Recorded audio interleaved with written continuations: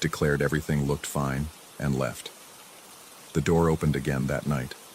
I tried everything rational first, because that's what you do when confronted with a problem that has a logical solution. I adjusted the hinges with a screwdriver I found in a kitchen drawer. I wedged a towel against the bottom of the door. I even bought a rubber doorstop from the hardware store on Lexington, the kind with ridges designed to grip carpet fibers. None of it worked. Each morning brought the same sight: the door standing open, the hallway beyond dark and empty, the doorstop lying uselessly on its side several feet away as if kicked aside by an impatient foot. 3 weeks into this, I stopped sleeping well. The human mind is remarkably adaptable to routine, even unsettling routine. You can grow accustomed to almost anything if it happens often enough. But adaptation doesn't mean acceptance, and acceptance doesn't mean peace.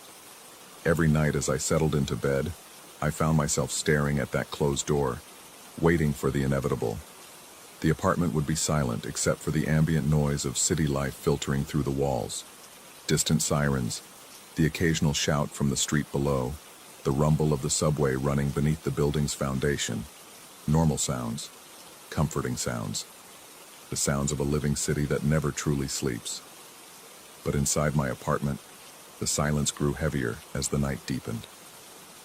I began waking earlier and earlier, consciousness pulling me from sleep like a fisherman reeling in a catch. First it was 5 in the morning, then 4:30, then 4. My body seemed determined to witness something, though my mind couldn't articulate what.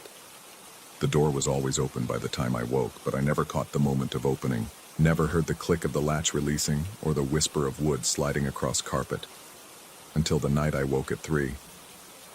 The sound that pulled me from sleep wasn't loud. It was barely a sound at all, more like a change in air pressure, the sensation of space shifting around you.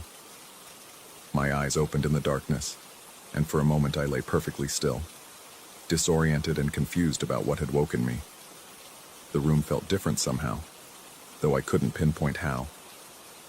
The shadows seemed deeper, the silence more profound. Even the usual city sounds had faded to nothing, as if the world beyond my walls had simply ceased to exist. Then I heard it, the soft, distinctive click of the door latch releasing. My heart, which had been beating its normal resting rhythm, suddenly hammered against my ribs. I didn't move, couldn't move. I watched from my bed as the door began to swing slowly inward, moving with the careful deliberation of something being pushed rather than pulled by gravity. The rectangle of hallway light appeared, growing wider as the door opened, revealing the space beyond my room inch by excruciating inch. The hallway should have been empty. I live alone. There's no one else here. But as the door reached its full extension, something moved in the corridor beyond. It wasn't a clear shape, not a person exactly, or at least not a person I could describe with any accuracy. It was more like a disruption in the darkness, a place where the shadows seemed to gather and consolidate into something almost substantial. It moved from left to right across my field of vision, passing the open doorway with an unhurried pace that suggested routine, as if this was something it did every night, as if I was the intruder in this ritual, not the other way around. I didn't breathe, didn't blink, didn't dare move even the smallest muscle for fear that any motion would draw its attention toward my bed. The figure, if it was a figure, continued past the doorway and disappeared down the hall toward the living room. I heard nothing. No footsteps, no rustle of clothing, no breathing. Just that same sense of air displacement, of space being occupied by something that shouldn't be there. When I finally convinced my paralyzed lungs to draw breath, it came in a sharp, shaking gasp that sounded impossibly loud in the stillness. I lay there for what felt like hours, staring at the empty doorway, waiting for the figure to return. It never did. Eventually, as gray dawn light began seeping around the edges of my curtains, I worked up the courage to get out of bed and check the apartment. Every room was empty, every door and window locked from the inside. No sign of intrusion, no evidence that anyone had been there except me. I called in sick to work that day. The rational part of my mind tried desperately to construct an explanation. A hallucination brought on by sleep paralysis, perhaps, or a waking dream caused by stress and disrupted sleep patterns. I'd been working long hours at the firm, billing 80-hour weeks that left me exhausted and strung out on coffee and takeout food. Maybe my brain was simply misfiring, creating phantom shapes out of shadows and exhaustion. But I knew what I'd seen, or at least I knew I'd seen something. That night, I tried to stay awake. I sat up in bed with my back against the headboard, a cup of coffee growing cold on the nightstand beside me, determined to witness the door opening again.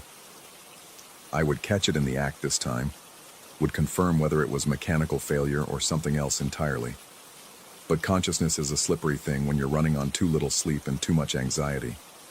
Despite my best efforts, my eyelids grew heavy somewhere around 2:30. My head nodded forward, then jerked back up. Forward again, back up. The room swam in and out of focus. When I opened my eyes next, the door stood wide open and my phone's clock read 3:01 a.m. The figure was already passing through the hallway. This time I was more alert, less paralyzed by shock. I forced myself to focus on it, to extract details that might explain what I was seeing. The shape moved with a strange gliding quality, as if its feet, if it had feet, never quite touched the floor. It was roughly human in proportion, but oddly two-dimensional, like a silhouette cut from black paper and somehow given the ability to move through three-dimensional space. Where it passed, the darkness seemed to thicken, becoming almost textured. I don't know what possessed me to do what I did next. Fear should have kept me frozen, should have convinced me to stay in my bed where at least the illusion of safety existed. But something else overrode the fear. Anger, maybe, or desperation, or simply the human need to understand.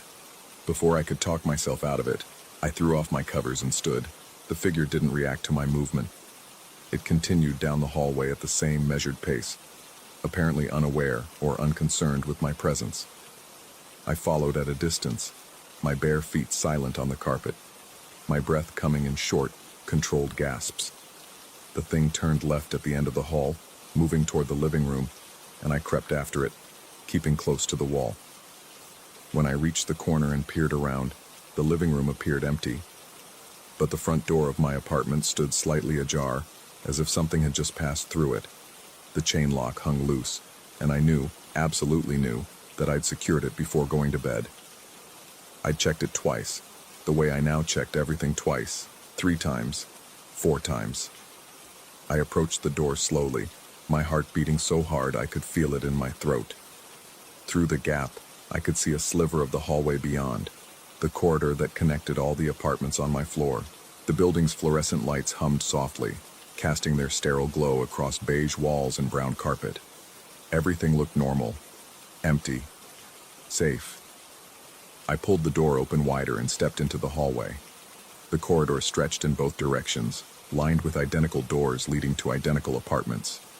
The elevator bank sat at one end, the stairwell access at the other.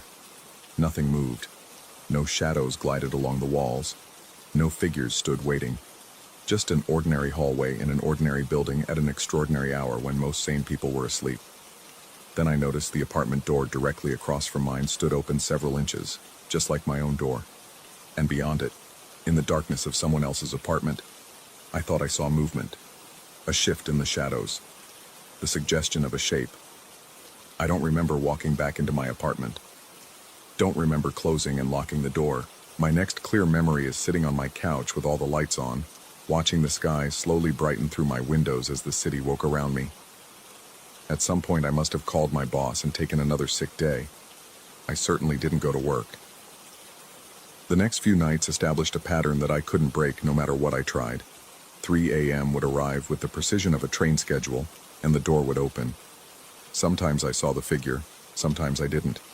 But I always heard that click, that whisper of air displacement, and I always woke to find the door standing wide and the hallway beyond dark and waiting. I started sleeping with the lights on, then with the television playing.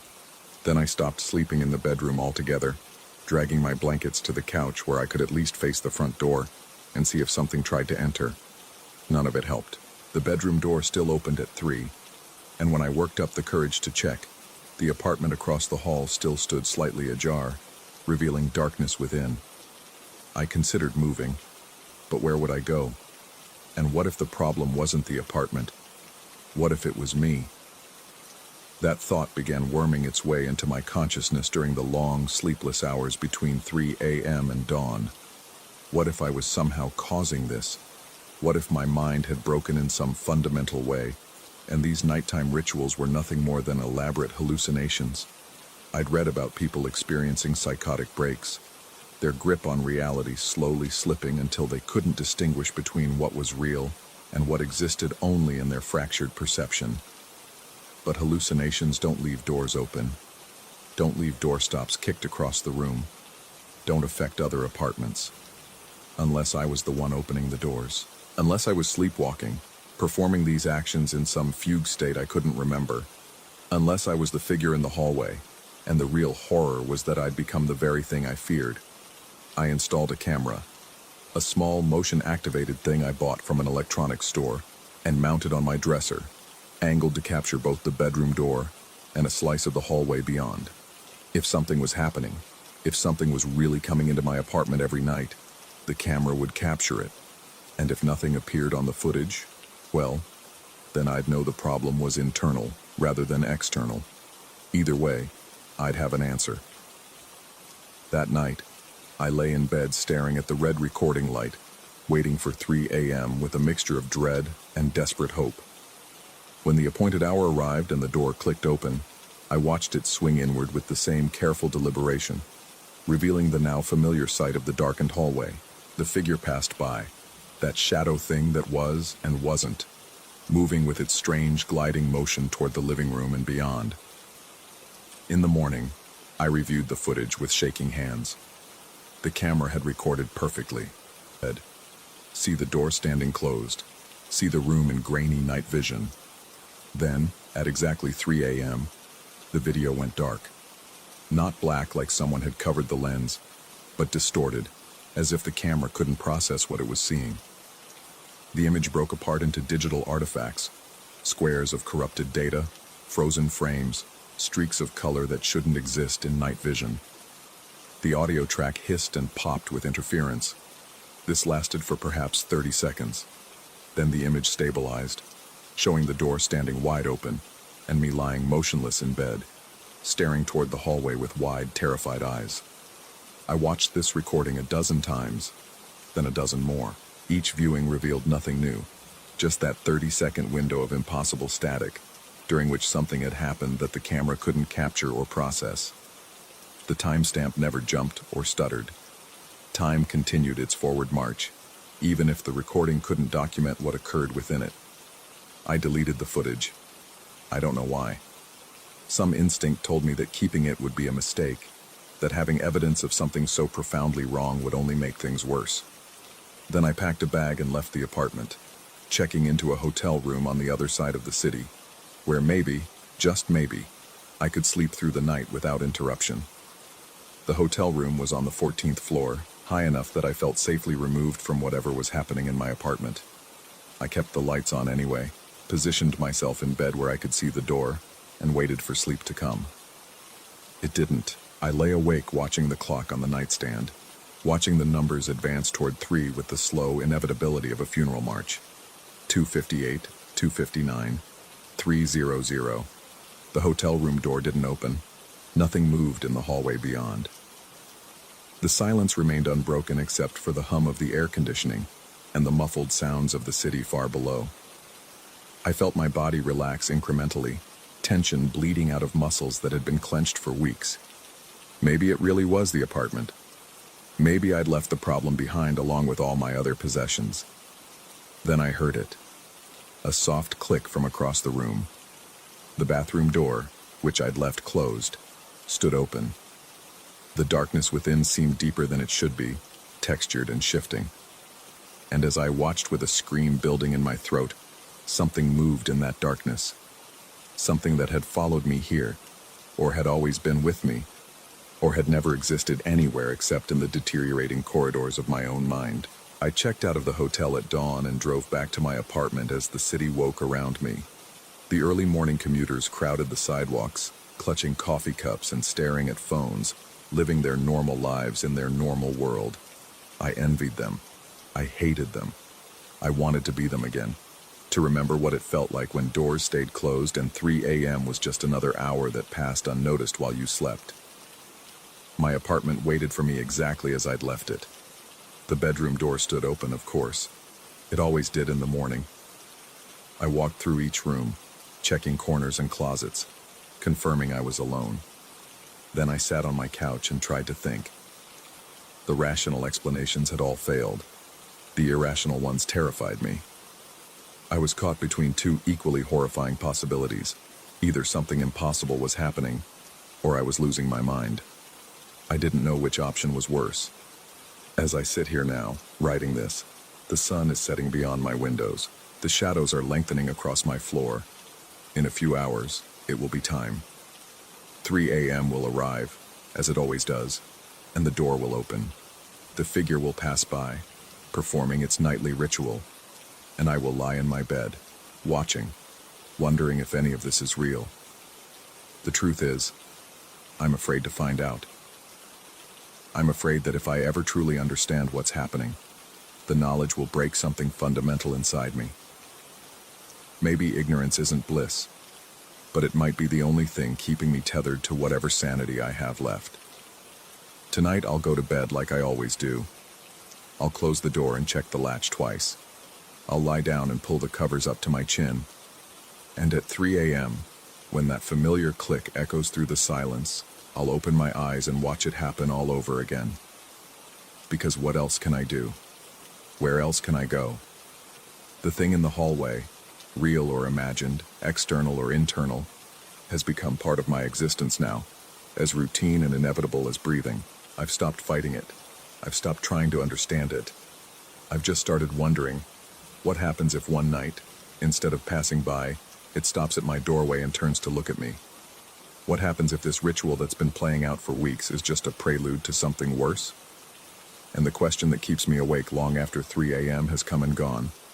If I'm imagining all of this, if it's all happening only in my head, why do I feel like I'm being watched even now? Even as I write these words in the full light of day? The door will open tonight. It always does. I've accepted that. What I haven't accepted is the possibility that one night, it might close with me on the wrong side of it. Story 2. The cabin in Vermont wasn't supposed to be memorable. That was the whole point. I'd rented it for 2 weeks in late October, far enough from the main road that cell service flickered in and out like a dying bulb, close enough to civilization that I could convince myself I wasn't running away, just taking a break, a reset. The kind of thing people do when they've spent 3 months photographing war refugees and need to remember what silence sounds like. The first week passed in that pleasant blur of solitude. Coffee at dawn, long walks through skeletal birch groves, evenings spent at my laptop organizing thousands of images into folders with clinical names. By the second week, I'd fallen into a rhythm that felt almost meditative. Sleep when tired, eat when hungry, work when the light was right. The cabin's isolation had become a kind of drug, and I was mainlining it. The night it happened, I'd been awake since 6 the previous evening, riding a wave of productivity that photographers know well. That manic focus where hours dissolve and your eyes start to burn, but stopping feels impossible. My back ached from hunching over the desk. Empty coffee mugs formed a small ceramic village around my laptop. Outside, the October darkness pressed against the windows like something solid, something with weight. It was 4:20 a.m. when I first heard it. At first, I thought it was the cabin settling, old wood contracting in the cold. But then I recognized the distinct clink of glass against glass. A toast, maybe. Then another sound threaded through. Laughter, muffled but unmistakable. The kind of laughter that comes from deep in the chest, genuine and unguarded. Then more sounds layered in. Silverware scraping against plates, chairs sliding across floorboards. The low murmur of conversation just below the threshold of comprehension. I sat frozen at my desk, one hand still on my mouse, cursor hovering over a photo of a 10-year-old's hands holding an empty bowl.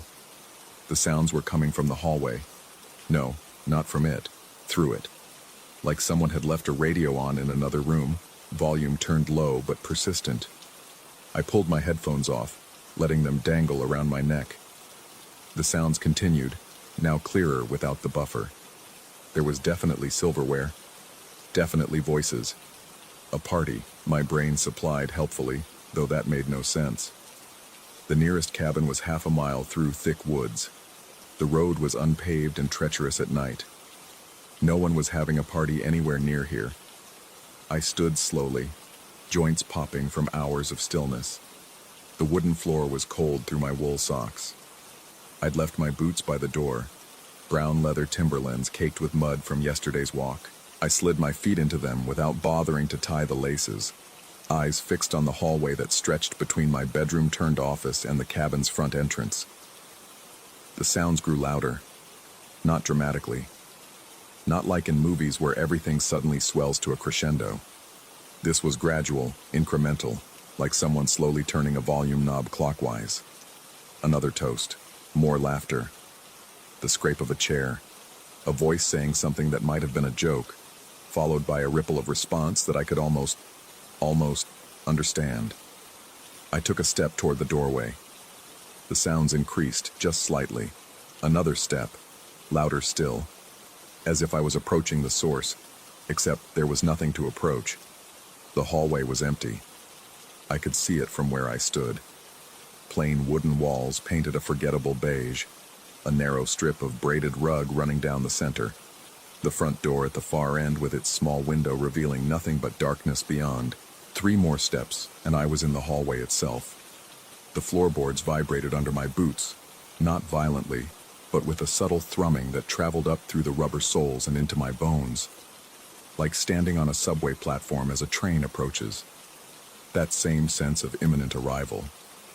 The sounds were now clearly coming from ahead of me, from the direction of the front door, though that made even less sense than them coming from the hallway. I thought about the physics of sound, how it travels, how it can be distorted by wind or temperature or architecture. I thought about echo chambers and acoustic tricks. I thought about anything except what my gut was trying to tell me. Halfway down the hall, I stopped.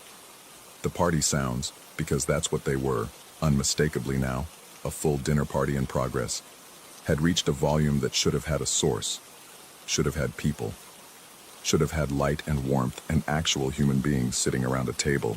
Instead, there was just the empty hallway, the vibrating floor, and a growing pressure in my chest that felt like recognition, though I didn't know what I was recognizing. I took another step. The voices sharpened. I could almost make out words now. Someone was telling a story. Someone else was laughing. Glasses were being refilled.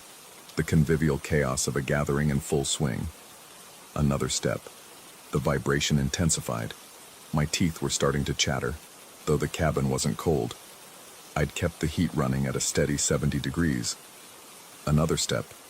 Now I could hear the creak of chairs as people shifted their weight, the soft thud of a bottle being set down on wood, that particular rustle of fabric that means someone is leaning forward, engaged, eager to hear what comes next.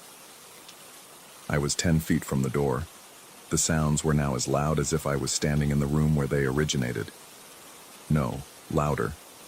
As if I was inside the sound itself, submerged in it. The pressure in my chest had grown to something approaching pain. My heart was doing strange things, skipping beats and then doubling up to compensate. 5 feet from the door. I could see my breath now, though the thermostat still read 70. Little clouds of condensation forming and dissolving in the air before me. The door's window showed nothing. Just darkness. Just October night in rural Vermont. Just the ordinary absence of light. 3 feet. A new sound emerged from the cacophony. Music. Something classical, strings and piano, the kind of sophisticated background music that people play at dinner parties when they want to seem cultured without actually being distracting. It wove through the conversation, under it and over it, sometimes swelling, sometimes fading, but always present. 2 feet. My hand was reaching for the doorknob without my conscious permission. The brass was tarnished, needed polishing. I'd noticed that on my first day, thought about mentioning it to the rental company, then forgot. Now it was all I could see. That dull brass knob, spotted with age and use, waiting. 1 foot. Every cell in my body was screaming at me to turn around. That animal part of the brain that's kept humans alive for millennia was ringing alarm bells so loud they drowned out thought. But I kept moving forward, drawn by something I couldn't name. Curiosity, maybe, or compulsion, or that particular form of human stupidity that makes us investigate strange sounds in the dark instead of running. My fingers touched the knob. The sounds reached a peak. Laughter and music and the clink of cutlery all blending into a symphony of invisible celebration. I started to turn the knob. Something pushed me, not from behind, from ahead, through the door. A force that hit my chest like a palm strike, flat and firm and undeniable. I stumbled backward, arms windmilling, boots catching on the edge of the rug. I went down hard, tailbones slamming into the floorboards with a pain that shot up my spine and exploded in my skull. The sound stopped. Not fading, not gradually diminishing. Just stopping, as if someone had jerked a needle off a record mid-song. The silence that rushed in to fill the void was so complete it felt solid, oppressive. I could hear my own breathing, harsh and rapid. Could hear my heart hammering against my ribs. Could hear the cabin creaking as it settled, those ordinary sounds now sinister in the wake of what had just happened. I lay on my back, staring at the ceiling, trying to process. Had I tripped? Had I imagined the push?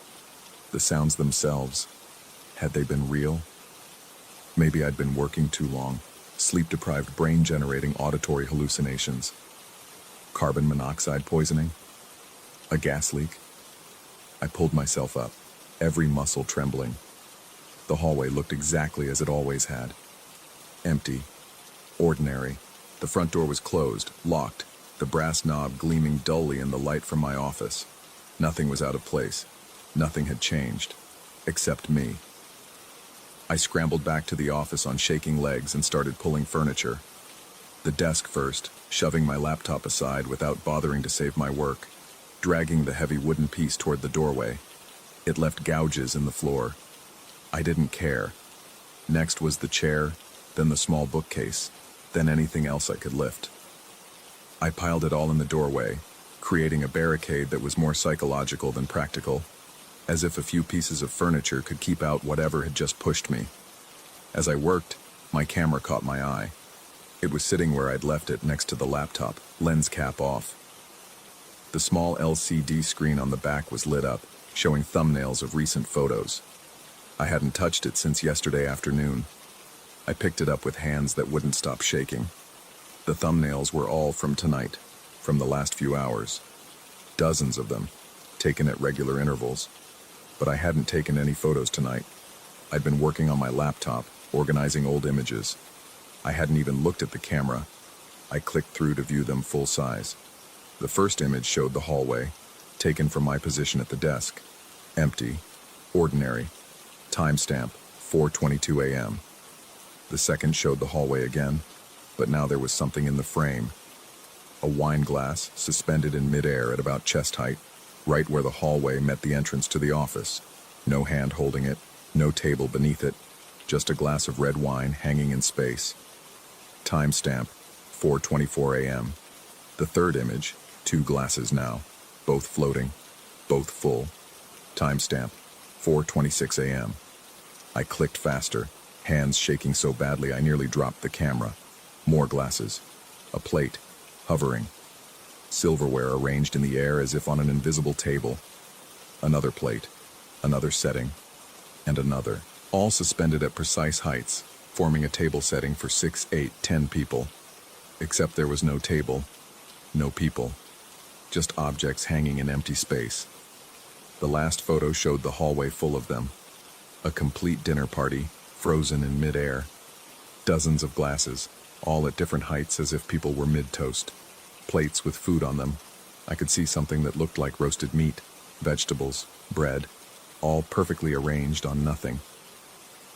Silverware caught mid-gesture, as if invisible hands had been lifting forks to invisible mouths. Even napkins, crumpled and draped over invisible laps. Timestamp 4:32 a.m. That was 8 minutes ago. I set the camera down slowly, carefully, as if sudden movement might trigger something. The office felt too small suddenly, the walls too close. I could feel the weight of the barricade I'd built, all that furniture pressed into the doorway, keeping something out, or keeping me in. The question that I couldn't shake, that wormed its way into my brain and refused to leave, was simple and terrible. Had the camera caught something real that I couldn't see? Or had something else used the camera, creating images of a feast I'd never witnessed? A celebration I'd only heard? I looked at the viewfinder again, at those dozens of suspended glasses, and realized with a creeping coldness that I recognized one of them. The wine glass in the foreground, nearest to where I sat. I'd photographed it before, 6 years ago, in a different country, at a different table. It had belonged to a woman who died 3 days after I took her picture, killed in a bombing that destroyed her home, her family, her entire neighborhood. I'd captured her mid-laugh, mid-toast, that exact glass raised to celebrate her daughter's engagement. The glass that was now floating in my hallway. I started going through the other photos more carefully, zooming in on details. The plate with the roasted meat. I'd seen that pattern before. A village in Syria. The silverware. Wrong. That couldn't be right, but yes, there it was. The bent fork I'd documented in a refugee camp in Greece. And that napkin with the embroidered edge. My phone buzzed, making me jump so violently I knocked over one of the empty coffee mugs. It clattered across the desk, rolling, and I caught it before it fell. The notification was from my cloud storage. Backup complete. 12,000 new photos uploaded. 12,000. I'd taken maybe 30 photos yesterday. I'd taken nothing today. Tonight. My cursor hovered over the notification, finger trembling above the trackpad. Part of me knew I shouldn't look. That same animal instinct that had screamed at me to run from the door was now howling at me to delete the backup, throw the camera out the window, get in my car, and drive until Vermont was a memory. But I clicked. The new folder opened, filling my screen with thumbnails, row after row after row of images. All taken tonight according to the timestamps. All showing the same thing, with slight variations. The hallway, the floating objects, the invisible feast. But as I scrolled, the images changed. The floating objects were no longer alone. There were shadows now, faint but present, humanoid shapes forming around the suspended place settings. Not distinct enough to be called figures, not vague enough to be ignored. Suggestions of presence, implications of form. I kept scrolling, even though everything in me wanted to stop. The shadows grew more defined. Shoulders, heads. The suggestion of hands reaching for glasses. The hint of faces turning toward the camera, toward me. The last image in the folder wasn't taken from my position at the desk. The angle was wrong. It was taken from the hallway looking back into the office, showing me hunched over my laptop, unaware. And in the doorway behind me, pressed against the barricade I'd built, were dozens of shadow figures, crowding together, reaching toward my oblivious back with hands that weren't quite hands. The timestamp on that photo was 4:47 a.m. I checked my watch. 4:48 a.m. A sound behind me, soft, barely audible. The gentle clink of glass against glass. A toast. I don't know if I'll ever leave this office. The barricade feels both essential and pointless. The camera's screen keeps lighting up with new images that I refuse to look at, thumbnails multiplying in the corner of my vision. My laptop battery is at 15%. The coffee is long cold. The October darkness outside has started to pale at the edges. Though sunrise feels like a promise someone else made, and I can't shake the thought that keeps circling through my exhausted mind. Every person in those photos I took over the years, every face I captured and cataloged and filed away, I'd ask them all to smile, to look at me, to be seen. What if they accepted the invitation? What if they're still trying to be seen? The floorboards are vibrating again, softly, gently, like a subway train approaching, like guests arriving for a party that never ends. And I'm so very tired of being alone. Story 3. The coffee always tasted like ash after 3 in the morning. I discovered this on a Tuesday, sitting in the back corner of Desert Bloom Coffee, with my spine pressed against brick that still held the day's heat. The AC had been broken for a week, and the air inside felt thick enough to chew. Outside, Tempe sprawled dark and empty, except for the occasional car drifting past on Mill Avenue, like a ghost looking for somewhere to haunt. The new barista had started Monday. I noticed because I'd been coming to Desert Bloom every morning for 2 years, and faces behind the counter changed about as often as the Arizona sky changed seasons. This one was young, maybe early 20s, with the kind of forgettable features that made you work to remember them even while you were still looking. Brown hair, medium height, a name tag that said employee, because they probably hadn't made him a real one yet. He'd made my usual without asking. Americano, extra shot, no room, which I'd chalked up to good training or lucky guessing. But then he'd slid it across the counter and said, "There you go, birdie." My hand froze halfway to the cup. Nobody called me that. Nobody except my brother. And he'd been gone for 8 months, buried in a cemetery 3 states away where the grass grew thick and obscene over the dry earth that held his bones. Birdie, a stupid nickname from when we were kids. Something about how I'd flapped my arms while learning to shoot hoops, like a bird trying to figure out flight. He'd called me that until the day they'd put the breathing tube in his throat, until the scar tissue had twisted his voice into something that couldn't quite form the right sounds anymore. I must have stared, because the barista had laughed, a soft, uncertain sound. "Sorry, man. Did I get it wrong? I thought that's what you went by." "How did you—" My voice came out strange, compressed. "Where did you hear that?" He'd shrugged, already turning to wipe down the espresso machine. "Must have picked it up somewhere. We get a lot of regulars." I'd taken my coffee and left without another word, my pulse doing something arrhythmic in my chest. That night, I'd lain awake in my apartment, staring at the ceiling fan making its endless rotations and trying to logic my way through it. He'd overheard someone. He'd seen my name somewhere and made a weird lucky guess. He'd confused me with someone else. But none of those explanations sat right, like trying to force the wrong piece into a puzzle just because you wanted the picture complete. Wednesday morning, I almost didn't go. I stood in my kitchen watching light creep across the countertop, thinking about the chain coffee place 3 blocks further away, the one that was reliably mediocre and anonymous. But routine is a powerful thing, especially when you've built your life on the scaffolding of small, repeated actions to keep from thinking too hard about what's been lost. The barista smiled when I walked in, that same forgettable face somehow more familiar than it should be after just one day. "Americano, extra shot, right?" I nodded, watching him work, studying the way his hands moved across the machine with a practiced efficiency that seemed at odds with being brand new. When he brought the cup over, I kept my fingers wrapped around the ceramic to stop them from shaking. "Hey, quick question," I said, aiming for casual and landing somewhere in the vicinity of tense. "Yesterday, when you called me, that name, where did you hear it?" He paused, and something flickered across his face too quickly to identify. "You know, I've been trying to remember. I think maybe one of the night customers mentioned you. We get different people coming through late, after the bars close. Sometimes they chat about the day regulars." He laughed, a little apologetically. "I know it's weird. I probably shouldn't use nicknames with people I just met."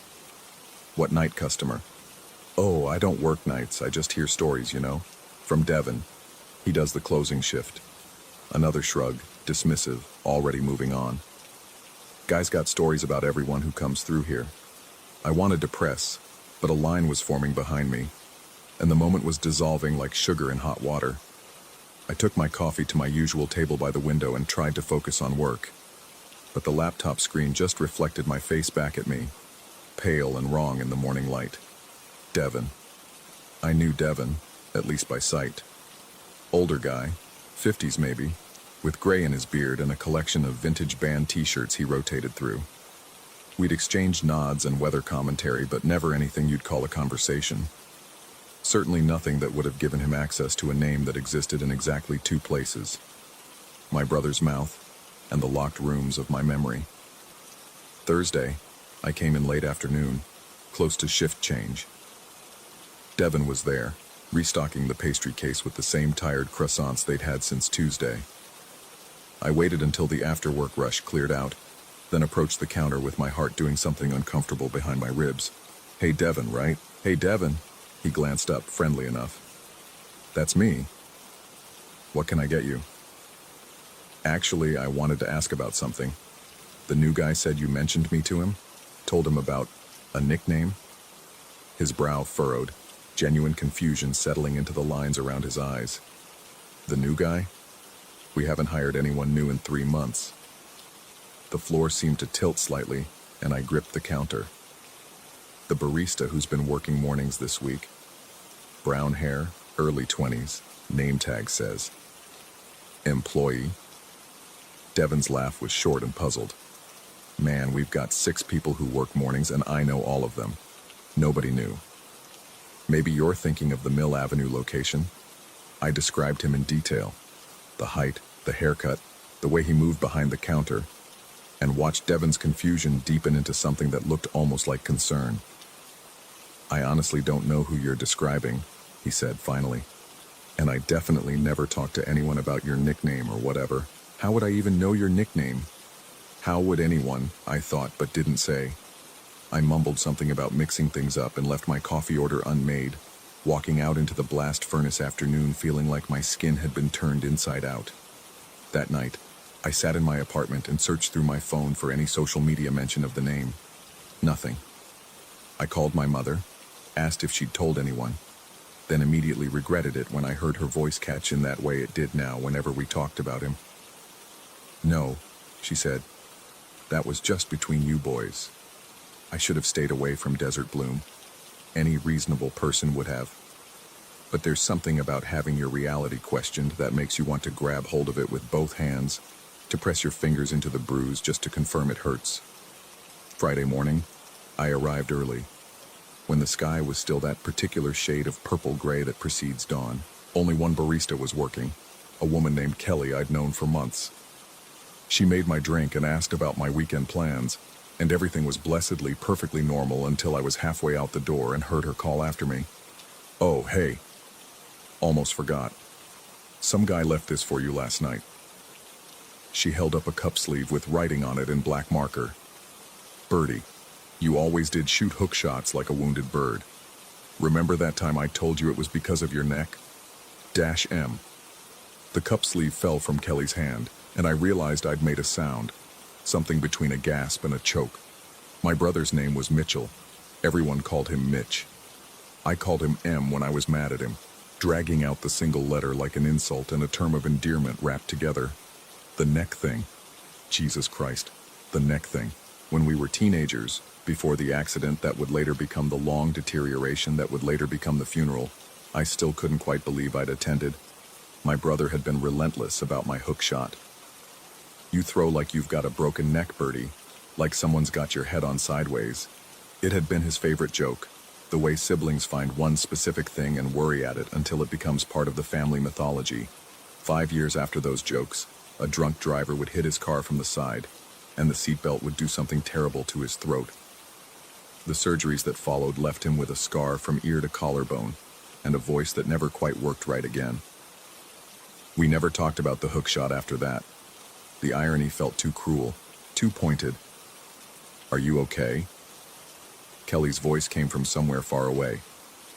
"You look like you're going to pass out." I wasn't okay. I took the cup sleeve with hands that didn't feel attached to my body and walked out into the parking lot where the morning heat was already building towards something intolerable. In my car, I read the message 17 times, looking for a way it could be anything other than what it was. Someone was fucking with me. That was the only explanation. Some elaborate sick joke. But who? And how? The details were too specific, too buried in the substrata of brotherly interaction that had never made it onto social media or into stories told at gatherings.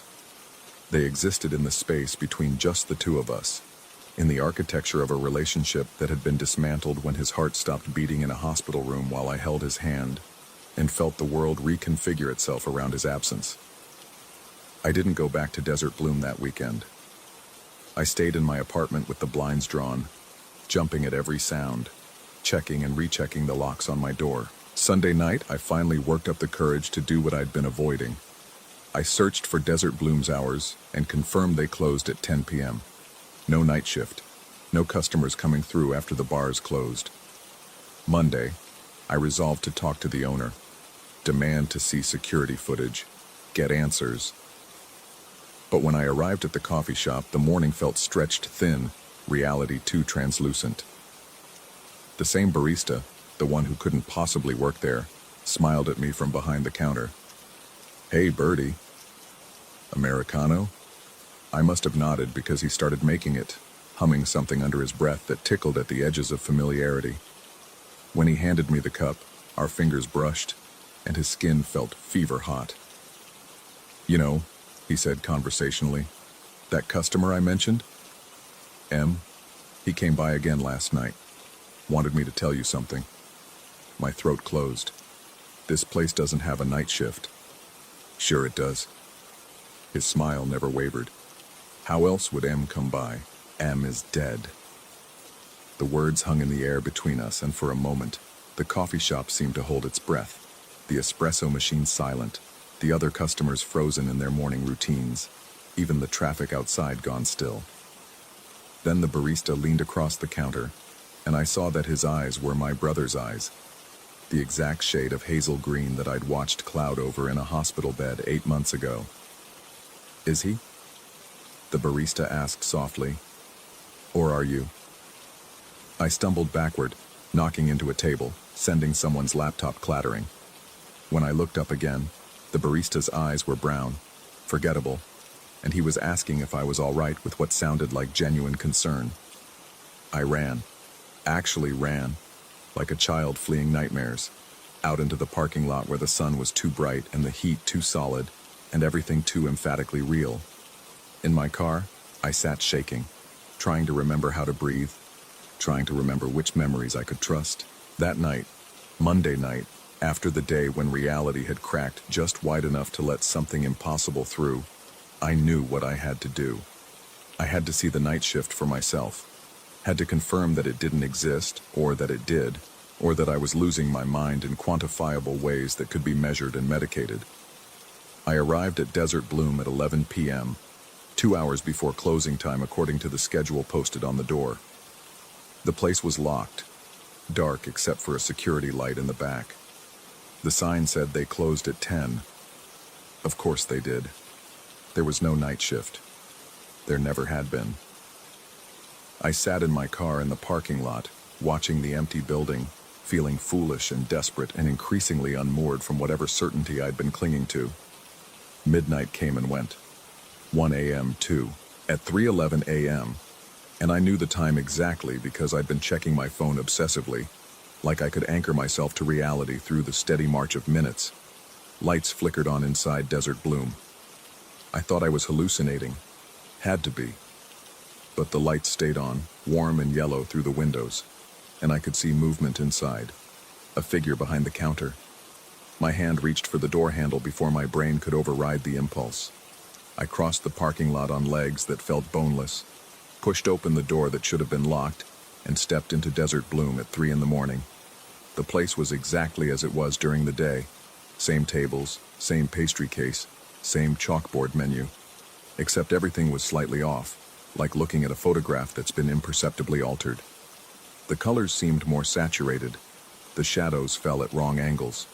The hum of the refrigerator was pitched just low enough to sound like words if you listened too closely. Behind the counter stood the barista, the impossible one. He looked up when I entered, unsurprised. "Knew you'd come," he said. I wanted to run.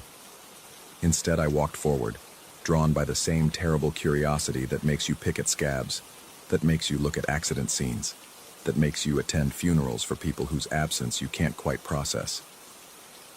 "What are you?" My voice came out steadier than I'd expected. "What do you think I am?" "I think I'm having a breakdown. I think grief does things to the mind that look a lot like what's happening."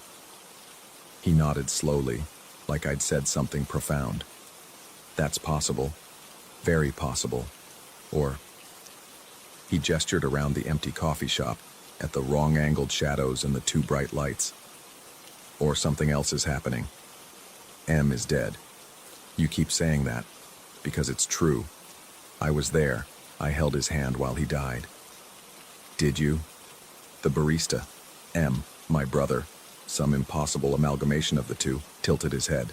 Or did you hold someone's hand while they left? Those aren't always the same thing.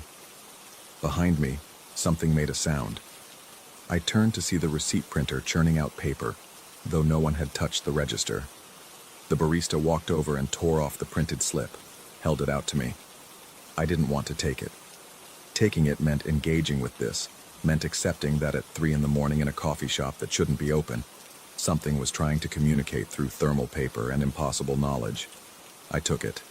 The receipt read, "For him, M." "He asks about you," the barista said quietly. "Every night. Wants to make sure you're okay. Wants to know if you're still shooting those ugly hook shots, if you fixed your form." "Stop." The word came out broken. "Please stop." "He knows you think about the accident. About how if you'd called him that night, just 5 minutes earlier, he might have left the bar sooner, might have missed the drunk driver by seconds. He knows you've been carrying that." I hadn't told anyone that. Not my mother, not the therapist I'd seen twice before, deciding that talking about feelings was worse than just burying them. It was the thought that woke me at 2 a.m. most nights, the mental loop I couldn't escape. If I'd called, if I'd texted, if I'd reached out just a few minutes earlier. "He wants you to know," the barista continued, and his voice was changing now, becoming more familiar, taking on the raspy quality my brothers had after the surgeries, "that you couldn't have known. That it wasn't your fault. That he doesn't blame you for the things you didn't do or the time you didn't have." I was crying. When had I started crying? The tears felt hot and foreign on my face. "This isn't real," I said, but I didn't sound convinced even to myself. "Does that matter?" "Yes, number. I don't know." I sank into one of the chairs, letting the receipt flutter to the table. "I don't know what's real anymore." The barista sat across from me, and in the strange light of the impossible night shift, I could see traces of my brother in his features. The way his mouth quirked at the corner, the specific angle of his jaw. Or maybe I was just so desperate to see him again that I'd conjure him from anything, from anyone. "He wanted me to tell you one more thing," the barista said. "He said the hook shot was never really that bad. He just liked giving you shit about it because that's what brothers do. Said you were always better at basketball than you thought you were. Better at a lot of things." Something in my chest cracked open, and the grief I'd been holding at arm's length for 8 months rushed in like floodwater. I put my head in my hands and sobbed. Actually sobbed. The kind of crying that empties you out and leaves you scraped raw. When I finally looked up, the barista was gone. The lights were off. The coffee shop was dark and empty and locked, and I was sitting alone at a table in the middle of the night, holding a receipt that read, "For him, M." The sun was starting to rise, painting the Arizona sky in shades of orange and pink that hurt to look at. I stood on shaking legs and walked to the door, which opened when I pushed it, though I was certain it had been locked. In the parking lot, my car sat exactly where I'd left it, and the world around me was achingly, impossibly normal. I drove home in a daze, the receipt still clutched in my hand. In my apartment, I put it in the box I kept in my closet, the one with my brother's things. His watch, his favorite shirt, the program from his funeral. Then I crawled into bed and slept for 12 hours straight, the first dreamless sleep I'd had in months. Tuesday morning, I went to Desert Bloom. The regular barista, Kelly, greeted me with her usual smile. Everything was as it should be. I ordered my Americano and sat at my table, feeling hollowed out, but somehow lighter. That afternoon, I went to the basketball court near my apartment, the one where my brother and I used to play before the accident, before the surgeries, before everything fell apart. I took a few shots, and my hook shot was still ugly, still awkward, but I made 3 in a row, and for just a moment, I could almost hear him laughing, calling me birdie, telling me I looked like a wounded bird trying to figure out flight. I don't go to Desert Bloom at night anymore. I'm not sure what I'd find if I did. An empty, locked building, or lights in the windows and a barista who knows things he shouldn't, or something else entirely. Maybe the question of what's real isn't as important as what helps you keep living. Maybe grief does things to the mind, creates elaborate architectures of meaning from the spaces people leave behind, or maybe sometimes in the thin places where the world grows translucent. The people we've lost find ways to reach back, to tell us the things we needed to hear, to leave messages on thermal paper in coffee shops that exist just outside the normal flow of time. I still have the receipt. I keep it in my wallet now, and sometimes, when I'm standing in line for coffee in the normal world during normal hours, I take it out and read it. For him. M. Some mornings I swear the ink has changed, rearranged itself into new words.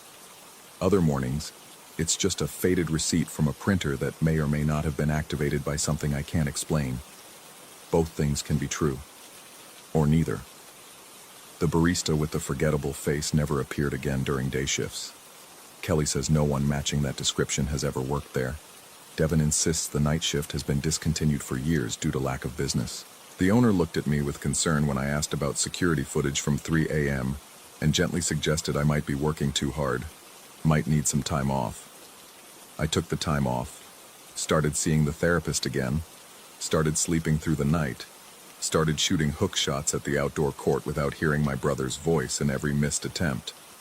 But sometimes, when I'm driving past Desert Bloom late at night, I see lights in the windows. Just for a moment, just long enough to wonder. And I think about pulling over, about trying the door, about seeing if the impossible night shift is still running somewhere in the margins of reality. I never do. Some questions, I've learned, are better left unasked. Some mysteries should remain unsolved. Because knowing for certain whether I had a breakdown or whether my brother found a way to reach back through whatever separates the living from the dead, knowing that for sure would force me to live in a world that's either emptier or stranger than I'm ready to accept. So I drive past. I keep the receipt. I shoot ugly hook shots, and sometimes make them. And I tell myself that it doesn't matter whether the barista was real or a grief-induced hallucination, or something else entirely. But on quiet nights, when sleep is hard to find and the ceiling fan makes its endless rotations above me, I take out my phone and look at the time. It's never 3:11 a.m. Not anymore. Not since I stopped watching for it.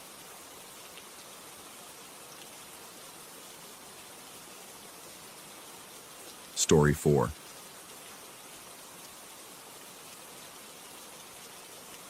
The boxes came home on a Tuesday, both of them triangle-shaped and heavier than they should have been. Dad's flag still smelled faintly of the funeral home, that particular combination of lilies and furniture polish that seems to exist nowhere else in the world. Mom's had been in storage at my aunt's place for 3 years, ever since the ceremony at Arlington, where they'd handed it to me with those same mechanical words they must say 1,000 times, on behalf of a grateful nation. I set them side by side on the credenza in my loft. The Milwaukee skyline spread out beyond the industrial windows like a circuit board of lights. The credenza was reclaimed oak, something the previous tenant had left behind, with 3 open cubbies that made decent display space. I slid both boxes into the middle niche, their corners touching, and told myself I'd figure out something more permanent later. Maybe shadow boxes, maybe the storage unit I kept meaning to rent. That was enough for now. It had to be. The first night, I slept hard. Grief does that sometimes. Punches you into a dreamless black that feels less like rest and more like time stolen. I'd been awake for 36 hours straight, managing the last details, the condolence calls, the paperwork that multiplies when a veteran dies, the kind of exhaustion that makes your teeth ache. At 3:33 a.m., my intercom shrieked to life.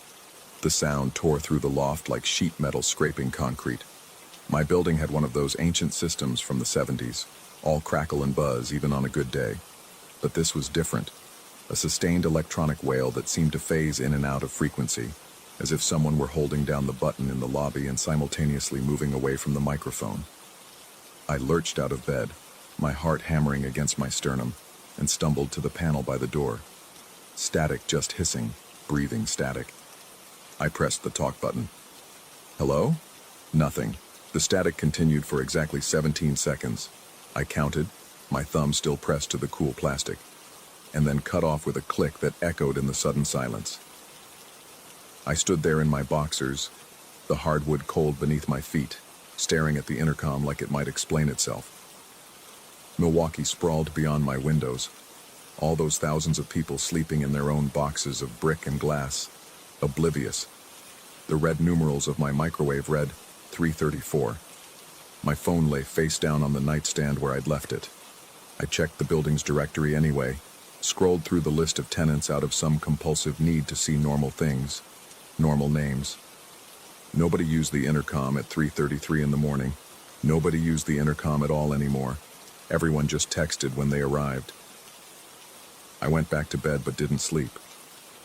My eyes traced the patterns in the pressed tin ceiling, counting rivets until the numbers lost meaning and became just shapes in the dark. Somewhere below me, pipes groaned. The building settled. Normal sounds. Old building sounds. The next night, I made it until 3:32. This time I was still awake, lying in bed with my laptop balanced on my chest, scrolling through nothing in particular. When my phone screen lit up, I watched it happen, watched the green phone icon appear, watched the screen show an outgoing call to my own number. The phone app had simply opened itself and initiated the call, and now I could hear the tinny, distant sound of my voicemail greeting playing through the speaker, while simultaneously hearing it, louder, coming from the phone itself. My own voice, recorded weeks ago, saying, "You've reached." I ended the call. My hands were steady, but my mouth had gone dry, that cottony feeling you get right before you throw up. I checked the call log. The outgoing call was listed, stamped at 3:32 a.m. Duration, 23 seconds. I hadn't touched the screen. I'd been holding the laptop, both hands visible, fingers on the keyboard. I set the phone on the floor, screen down, closed the laptop, lay very still in the dark. At exactly 3:33, the smoke detectors began to scream. Not all at once. That would have been less terrible somehow. More explicable as a system malfunction or low battery or some electrical hiccup in the building's ancient wiring. Instead, they activated in sequence, a cascading alarm that started at the far end of the loft near the bathroom and marched methodically through the open space. Bathroom, hallway, kitchen, living area, bedroom. 5 detectors, 5 distinct blaring shrieks, each one triggering 3 seconds after the previous one, as if something were moving deliberately through my home, passing beneath each sensor. I could track the progression, could imagine the invisible presence crossing the bathroom threshold, gliding past the kitchen island, approaching my bedroom. The sound was physically painful, designed to wake the deepest sleeper, to trigger primal panic. When the bedroom detector shrieked to life directly above my head, I was already on my feet, my hands clapped over my ears, watching the hallway with an intensity that made my eyes burn. The progression had been so clear, so directional. Something should emerge from that corridor. Something should be there. The hallway was empty. Then, as deliberately as they'd begun, the detectors fell silent in reverse order. Bedroom, living area, kitchen, hallway, bathroom. The silence that followed felt thick, textured, like something I could reach out and touch. My ears rang. My pulse hammered in my throat. I didn't go back to bed. I sat on the couch until dawn, all the lights on, watching the flags on the credenza. They sat exactly where I'd left them, 2 triangular cases touching at their corners, the glass catching the city lights. Dad's medals were affixed to his case, Bronze Star, Purple Heart, the others I'd grown up seeing on his dress uniform. Mom's case was simpler, just the flag and the small brass plaque with her rank and dates of service. A space of respeto, she used to say when Dad would set things too close together on shelves or in the garage. She'd code switch without thinking, Portuguese slipping in when she was irritated. You need breathing room between important things, but these were just boxes, wood and glass and cloth. The flags themselves were folded into precise triangles by honor guards who'd done it 10,000 times before. There was nothing in them but fabric and memory. The third night, I prepared. I set up my laptop to record video, angled it toward the credenza and the hallway beyond, kept my phone in my hand, the screen unlocked, ready. I didn't believe. I want to be clear about this. I didn't believe in any supernatural explanation. But I needed documentation, needed to prove to myself that there was a rational explanation for the intercom malfunction, the phone glitch, the detector's coordinated failure. Buildings had electrical systems. Systems malfunctioned. That was all. At 3:29, the temperature in the loft dropped. Not gradually. Not the slow cooling you'd expect from a thermostat cycling or a window cracked open. The change was immediate and absolute, as if I'd walked into an industrial freezer. My breath came out in visible clouds. The glass in the windows began to fog from the inside, moisture condensing in intricate patterns that looked almost deliberate. I pulled the blanket tighter around my shoulders, my eyes fixed on the laptop screen. The video was recording. The timestamp in the corner read 3:30:14. At 3:32, the record player turned on. I hadn't used it in months. It sat on a shelf unit across from the credenza, a vintage dual 1229 I'd restored myself, all solid German engineering and precision bearings. The tone arm was locked in its rest position. There was no record on the platter. The stylus itself was in a drawer somewhere, removed when I'd last cleaned the unit. The platter began to spin. I could hear the motor's distinctive hum, see the heavy aluminum disc rotate at exactly 33 1/3 RPM, watch the strobe dots blur into a solid ring under the fluorescent strip light. The tone arm remained locked, but from the speakers, vintage Klipsch horns that could wake the dead at whisper volumes, came the unmistakable crackle of vinyl. Not music, just that specific sound. The warm analog hiss of a stylus riding through groove walls, the pops and ticks of dust and age, the subtle waveform of silence pressed into PVC 40 years ago. It was the sound of negative space, of nothing, rendered in exquisite detail through 200 watts of tube amplification. I stood up.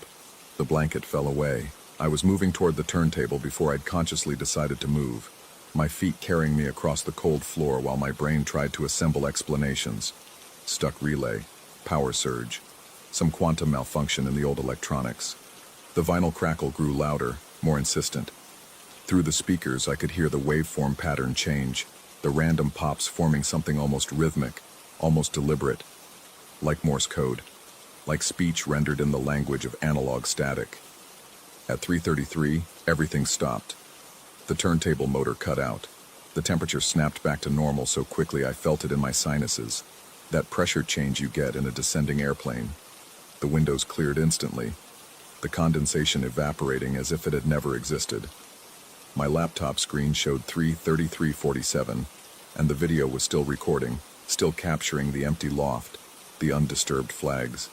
Everything exactly as it should be.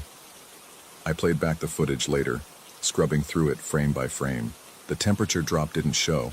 The camera had no way to record that. But the turntable was clear as day. Platter spinning, speakers crackling, the whole thing running for exactly 63 seconds before stopping at 3:33. No explanation, no visible cause. The intercom remained silent. My phone sat dormant in my hand. The smoke detectors slept in their ceiling mounts. I sat on the edge of my couch as dawn approached, watching the credenza, and remembered my mother at my father's promotion ceremony 12 years ago. They'd given him a flag to mark the occasion, some administrative recognition I'd never fully understood, and he'd wanted to display it next to hers in their living room. She'd insisted they needed separate walls, different rooms, ideally.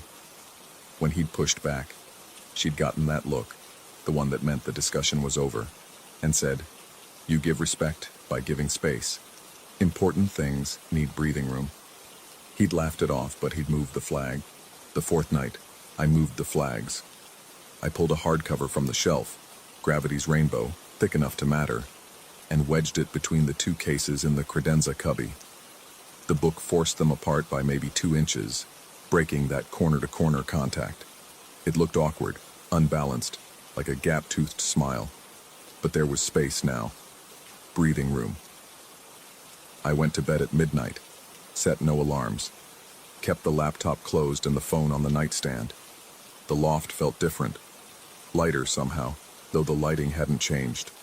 I realized I'd been holding tension in my shoulders for days, a knot of anticipation that had become so constant I'd stopped noticing it. At 3:33, I was deeply asleep, and nothing woke me. Nothing has woken me since. The intercom stays silent. My phone behaves as phones should.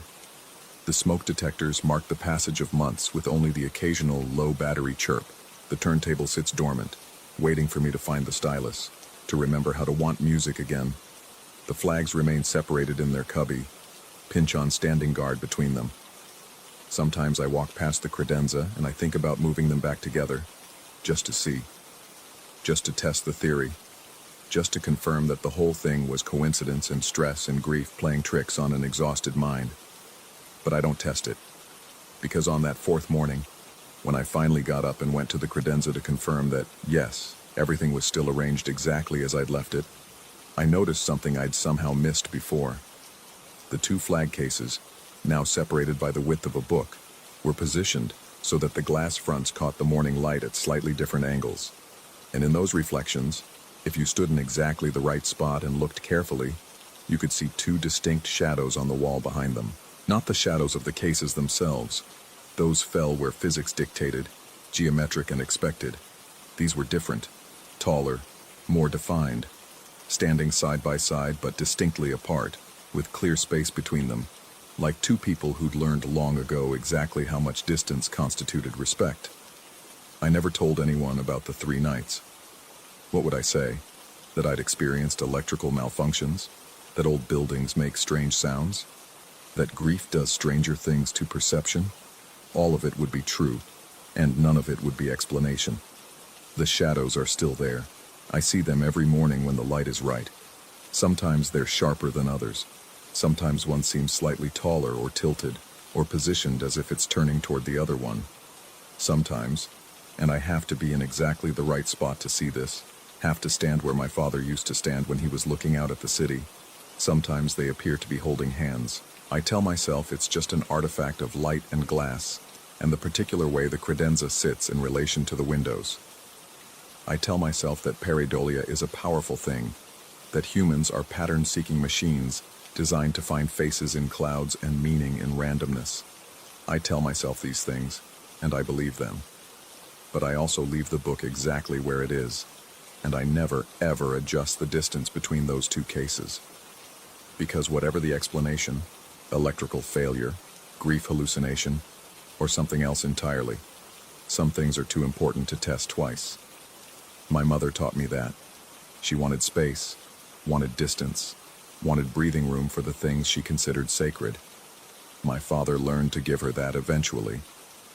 They spent 41 years learning the precise geography of respect, the exact measurements of devotion. Why would death change any of that? The Milwaukee skyline glitters beyond my windows, vast and indifferent.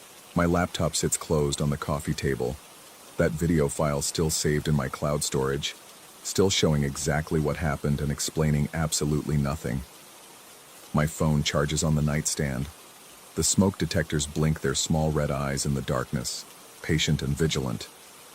The turntable waits for a stylus that might bring it back to life. And on the credenza, with a book's width of careful space between them, 2 flags rest in their triangular cases, keeping their own counsel, maintaining their own borders. The shadows they cast are probably just shadows. The silence they keep is probably just silence. Probably. But I don't test it. I've learned, finally, what my father learned decades before me. Some lessons are better absorbed than questioned. Some spaces are better respected than crossed. Some distance, once established, should be left exactly as it is. The nights pass quietly now. The building settles into its old groans and whispers. Milwaukee sleeps and wakes and sleeps again, cycling through its endless rhythm of ordinary hours. And at 3:33 every morning, nothing happens. Nothing at all. And that's exactly how it should be.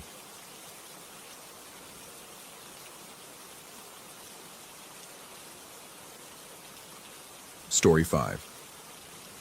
The elevator doors opened on the third floor, and she was there. Not possible. I'd watched them lower her casket into the ground 4 days ago. The entire Seattle office had stood in the rain, umbrellas forming a canopy of black flowers while her mother wept into her hands. But there she stood in the elevator, business casual, the fluorescent light casting her face in that familiar pallor she always had from too many late nights analyzing data sets. Her finger pressed against her lips. The universal gesture, silence. I stepped back. The doors began to close, and in that narrowing frame, I saw her eyes, flat, reflective, like coins at the bottom of a well. The humming started then, a frequency that seemed to bypass my ears entirely and drill straight into the bones of my skull. Not the mechanical whir of the elevator cable, but something organic, something that tasted like copper on the back of my tongue. The doors sealed shut with a pneumatic sigh. I stood alone in the hallway of my apartment building, my keys still dangling from the lock of my door. The dream clung to me like a film, that peculiar residue that makes you question which side of consciousness you're actually on. I pressed my palms against my eyelids until phosphines bloomed in the darkness, then checked my watch. 2:17 a.m. Inside my apartment, everything sat exactly as I'd left it. Laptop open on the coffee table, half-drunk beer going flat. The documentary about deep-sea creatures paused mid-frame on some nightmare fish with translucent skin. Normal, aggressively, insistently normal. But the thermostat on the wall glowed an accusatory blue, and the temperature read 50 degrees Fahrenheit. I'd set it to 68 before going to bed. My breath misted in front of my face as I approached it, one hand extended like I was trying to gentle a spooked animal. The moment my fingers touched the plastic casing, the temperature jumped, not gradually, but in a single digital leap, back to 68. The heating system kicked on with a groan that traveled through the walls, and I felt it in my chest, that same humming frequency from the dream.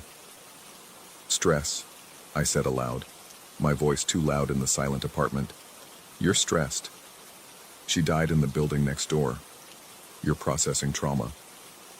The words felt rehearsed, therapeutic, borrowed from one of those mental health emails HR had been flooding our inboxes with since the incident.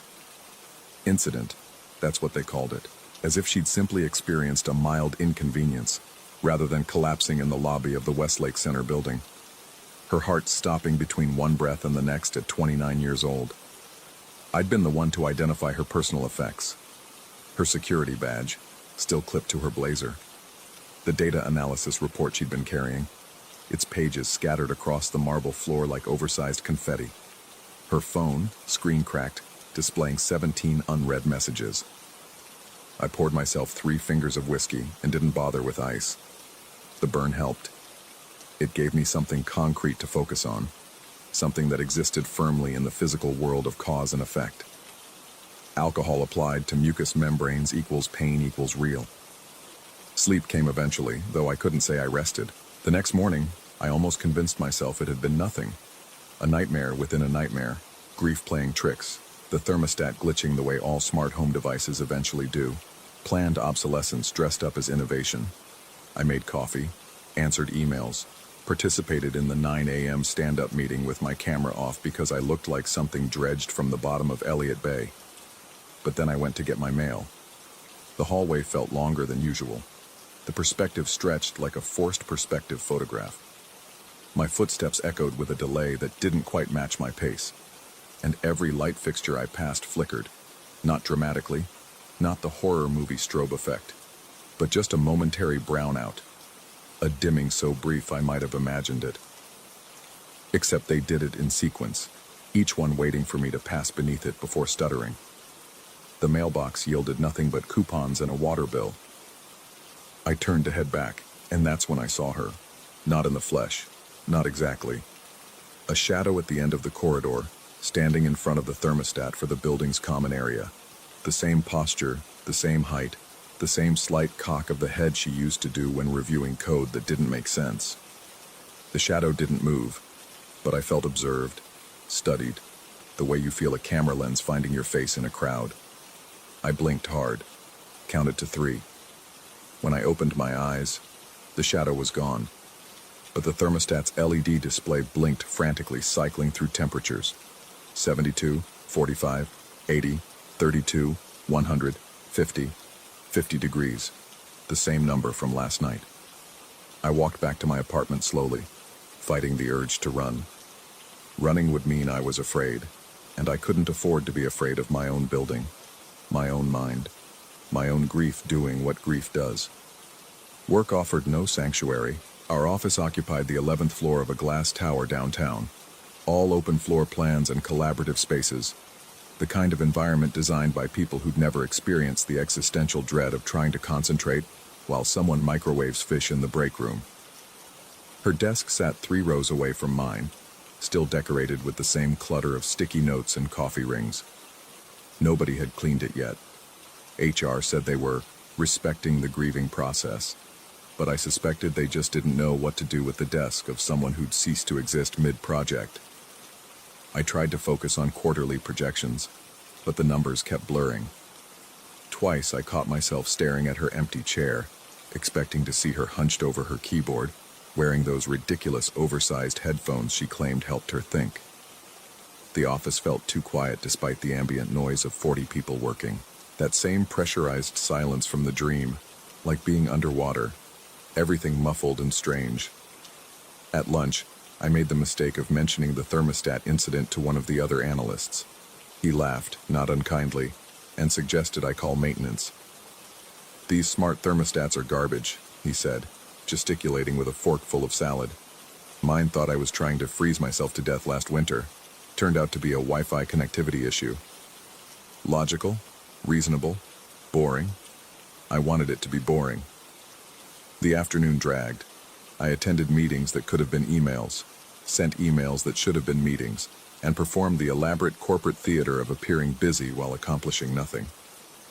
At 4:30, I gave up and headed to the parking garage, taking the stairs because the idea of an elevator made my skin crawl. That's when I saw the security log. I wasn't supposed to see it.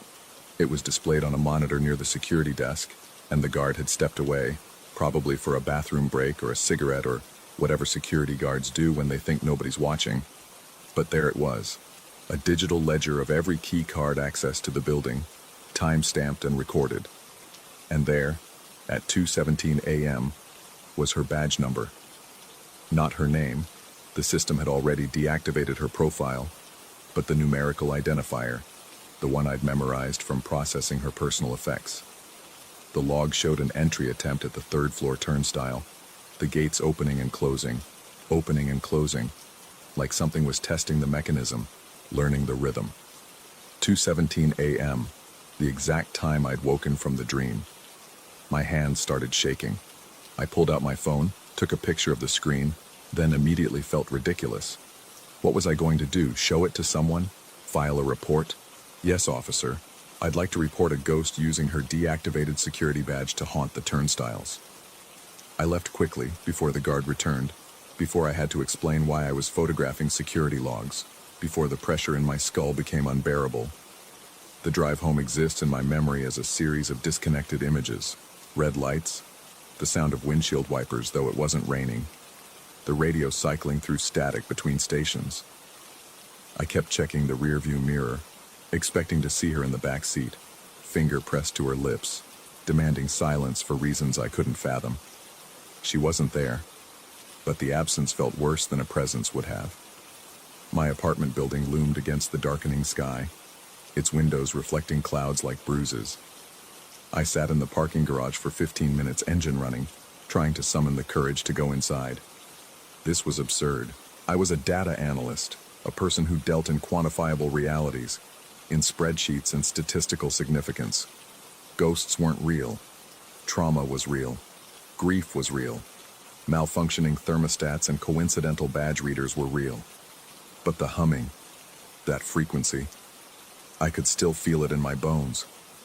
I finally forced myself out of the car and into the building. The lobby was empty, the lights harsh and fluorescent, casting everything in that particular shade of institutional despair that all apartment buildings seem to share. The elevator waited, doors open, like a mouth. I took the stairs. Each floor felt like a small victory. Fourth floor, still breathing. Fifth floor, still rational. Sixth floor, still here, still real, still quantifiable. I reached my floor and pushed through the heavy fire door into the hallway. Every light was off. Not unusual. The building had motion sensors that sometimes took a moment to register movement. But as I stepped forward, the lights didn't turn on. Instead, they flickered in sequence, starting from the far end of the hall, cascading toward me like a wave. And in that strobing darkness, I saw shadows that didn't match any physical object. Shadows that moved against the grain of the flickering light. One shadow in particular, standing in front of my door.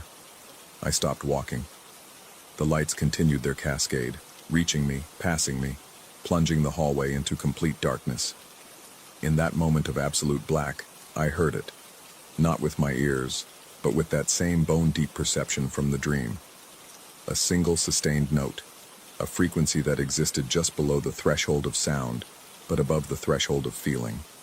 And beneath it, something else. A whisper, a word. Quiet. The light slammed back on, all at once, bright enough to make me wince. The hallway was empty. My door stood closed, undisturbed, the welcome mat perfectly aligned. Normal. Aggressively, insistently normal. I unlocked the door with hands that wouldn't stop shaking. Inside, everything was wrong in ways I couldn't articulate. Nothing was moved. Nothing was broken. But the quality of the air felt different, charged, like the atmosphere before a thunderstorm. The thermostat read 50 degrees Fahrenheit again, and this time I watched it change. The digital numbers rolling backward from 68 to 50 in smooth, impossible increments. I didn't touch it. I stood in the middle of my living room, breathing mist, watching my breath plume in the cold air, and tried to construct a rational explanation. Gas leak causing hallucinations, carbon monoxide poisoning, a brain tumor pressing against the temporal lobe, creating false memories and sensory distortions. But I knew. Somewhere beneath the layers of rationalization and denial, I knew.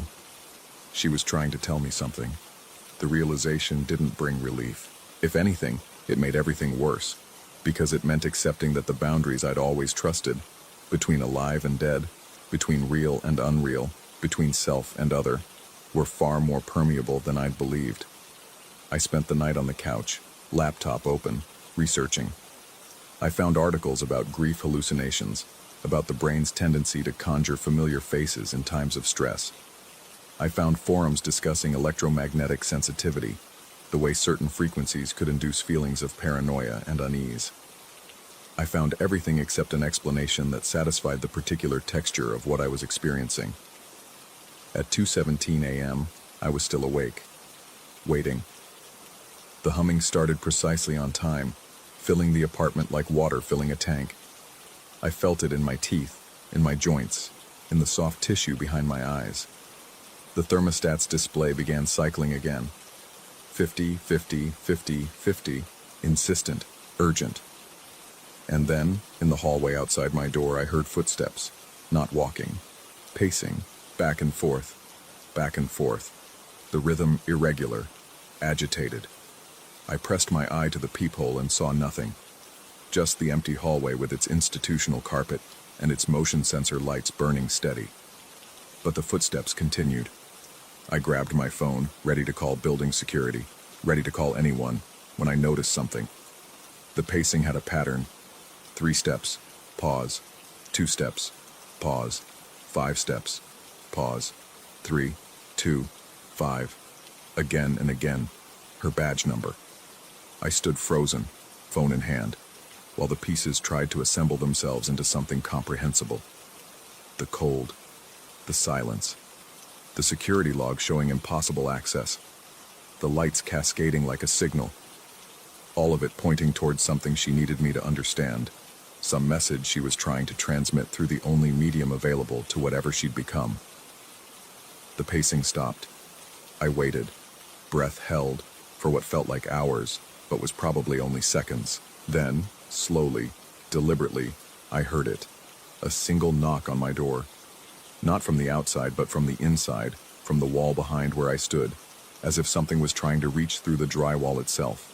The knock came again, and again, always from impossible angles, always from walls and floors and ceilings, a percussion that defied physics. The humming grew louder, that subsonic frequency that made my organs vibrate in their cavities. And through it all, I heard her voice, or something approximating her voice, or perhaps just the memory of her voice filtered through whatever medium ghosts use to communicate. Not words exactly, more like the impression of words, the ghost of language. Quiet. Please. Quiet. I understood then, or thought I did. The cold. She needed cold to manifest, to maintain whatever tenuous grip she had on this world. The silence. Sound disrupted her, scattered her, made her incoherent. The lights, the thermostats, the security badges, all of it was her trying to create the conditions she needed to exist, to communicate, to make someone understand. But understand what? I grabbed a notebook and pen, wrote in large letters, "What do you need?"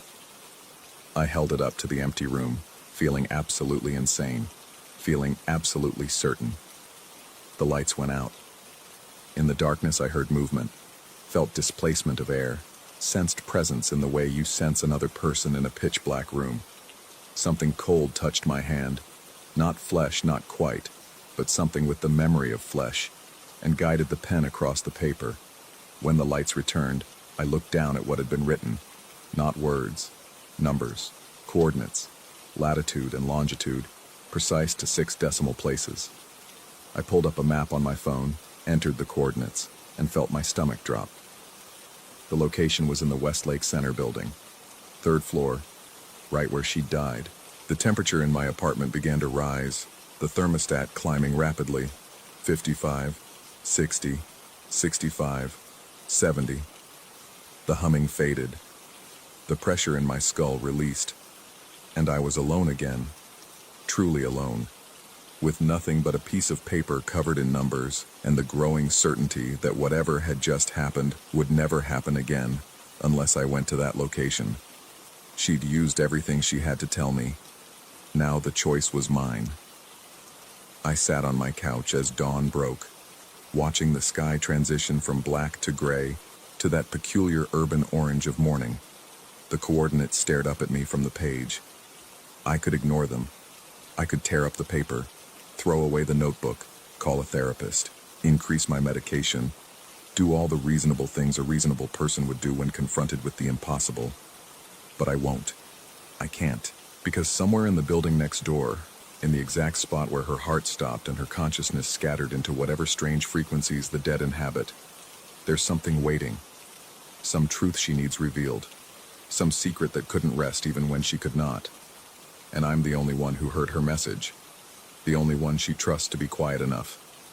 I'm writing this down now before I go, because I need someone to know. If I don't come back, if something happens when I follow those coordinates into that building, let it be recorded that I went willingly. That I chose to step across that permeable boundary between rational and irrational, between scientific and supernatural, between grief and truth. The thermostat reads 68 degrees Fahrenheit. The lights burn steady. The hallway outside sits empty and mundane in the morning light, but I can still feel it, that subsonic hum just below the threshold of hearing, a frequency that sounds almost like a voice, almost like her voice, whispering one word over and over. Quiet. I check my watch. 8:47 a.m. I put on my jacket. I grab my keys, and I walk out the door, toward the building next door, toward the 3rd floor, toward coordinates that should mean nothing, but instead mean everything. The elevator doors are waiting, open. I step inside, and for just a moment, less than a heartbeat, faster than thought, I see her reflection in the polished metal, finger pressed to her lips, eyes like coins at the bottom of a well. The doors close, the hum begins, and I understand finally that silence isn't the absence of sound. It's what fills the space where words used to be. Story 6. The lighthouse stood like a broken finger against the February sky, pointing at nothing. I'd driven 3 hours through sleet to reach Portland's eastern shore, arriving at the cove just as the winter sun began its early descent. The tour was a birthday gift from my sister, one of those unique experiences she'd found on some travel blog. A private walkthrough of the decommissioned Beacon Tower, just me and whatever local volunteer drew the short straw that afternoon. The cold hit differently here, not just the temperature, but something in the quality of it. A dampness that worked its way beneath your coat, into your chest, settling there like water in a ship's hull. I pulled my jacket tighter as I approached the structure, its white paint yellowed and flaking. The red stripe around its middle faded to the color of dried blood. The guide was already waiting by the entrance, a man somewhere in that ageless span between 50 and 70, his face weathered by decades of coastal wind. He didn't introduce himself, just nodded and turned the key in the heavy door. The hinges screamed. Inside, the air tasted of salt and something older, more organic. Decay, maybe, or just time itself made tangible. The spiral staircase wound upward through the tower's hollow throat, each step groaning under our weight. The guide spoke in a monotone that suggested he'd given this speech 1,000 times, his words blending into the ambient sounds of wind outside and water below. I caught fragments. Built in 1858, automated in 1963, decommissioned entirely in 2001. The lens had been removed to a museum, the keeper's quarters demolished for safety reasons. We climbed, and as we did, I became aware of the sounds the structure made. Not just the wind, that was obvious, a constant moan through gaps in the brickwork, but other noises, creaks and ticks and subtle scrapes, like the building itself was settling, adjusting to our presence. The guide didn't seem to notice, or perhaps he'd long since stopped hearing them. At the top, the lantern room opened onto a view of gray sea meeting grayer sky. The windows were intact but filthy, streaked with salt and bird droppings, fracturing the light into strange patterns. The guide continued his recitation, something about shipping routes and the number of vessels that had foundered before the light was built. I moved closer to one of the windows, trying to see the rocks below, and that's when I first heard it. A melody, faint and wordless, carried on the wind like smoke. Just a few notes, rising and falling. The kind of tune someone might hum without thinking while doing household tasks. I turned to the guide, ready to ask if he'd heard it, but he was facing away, gesturing toward a rusted piece of equipment, explaining its function in that same flat voice. The humming continued, and now I could tell it was coming from outside. Not from below, but from somewhere at our level, circling the tower. I moved to the door that led to the exterior gallery, the narrow walkway that ringed the lantern room. The guide's voice cut through my concentration, sharp for the first time. He told me the gallery was closed, unsafe, had been for years. The metal had corroded, he said, couldn't support weight anymore. But the door was ajar, not open exactly, but not fully shut either. A gap of perhaps an inch letting in a slice of gray light and cold air. And the humming, clearer now, was definitely coming from the other side. I looked at the guide, but he'd turned back to his explanation, apparently oblivious to both the sound and my interest in the door. Something about his determined ignorance made my scalp prickle. I stepped closer to the opening, close enough to feel the wind pushing through the gap, cold and damp and carrying that melody with it. The tune was simple, almost childlike, but there was something off about its rhythm. It would start, continue for a few bars, then pause as if the singer had forgotten the next part, before resuming at a slightly different tempo. And it was moving, definitely moving, tracking along the gallery in a slow circuit around the tower. Without fully deciding to, I pushed the door open wider. The hinges didn't make a sound, odd, given how the entrance door had shrieked. And suddenly I was looking out at the gallery walkway, the metal grating stretching away in both directions, curving with the tower's circumference. The wind hit me immediately, colder than I'd expected, laden with spray from below. The guide was still talking behind me, his voice now muffled by the wind and the blood rushing in my ears. I stepped out onto the gallery. The metal felt solid beneath my feet, no give or flex to suggest structural weakness. To my right, the walkway curved away, disappearing behind the tower's bulk. To my left, the same. The humming was ahead of me now, maybe 10 or 15 feet, just around the curve. I could almost make out the melody's pattern, some old tune that tickled the edge of recognition without quite resolving into something I could name. I started walking, following the sound. My hands found the railing, gripping the ice-cold metal for balance as much as security. The wind was stronger out here, pulling at my clothes, making my eyes water. Each step brought me closer to the source of the humming, but as I rounded the curve, staying perhaps 2 or 3 feet behind where the sound seemed to be, it remained just ahead, just out of sight. The rational part of my brain was already raising objections, noting the strangeness of the situation, but I pushed those thoughts aside. Someone was out here, probably another tourist or a maintenance worker, and they were humming while they walked. Simple, explainable. The fact that I couldn't quite catch up to them, that the sound maintained a constant distance despite my steady pace, was just an acoustic trick, sound waves doing strange things in the wind and around the tower's curved surface. I'd nearly completed a full circuit when I noticed my hands were numb, fingers locked onto the railing in a grip I couldn't seem to loosen. How long had I been out here? It felt like minutes, but the light had changed, the gray sky somehow darker, the sea below churning with more violence than I remembered. I forced my feet to stop, planted them firmly on the grating, and looked behind me. The door to the lantern room was there, still ajar, yellow light spilling through the gap. I could see part of the guide's back as he continued his presentation to an empty room. He hadn't noticed my absence, or if he had, he didn't seem concerned. The sight of that lit doorway, that figure moving through his practiced routine, should have been comforting. Instead, something about it made my throat tight. The humming had stopped. I strained to hear it over the wind, but there was nothing except the waves and the creaking of the structure, and my own rapid breathing. I turned back to face the direction I'd been walking, and that's when I saw them. Footprints in the frost that had accumulated on the metal grating. Not boot prints like mine, but smaller, softer impressions, the kind bare feet might make. They led away from where I stood, continuing around the curve of the gallery, disappearing from view.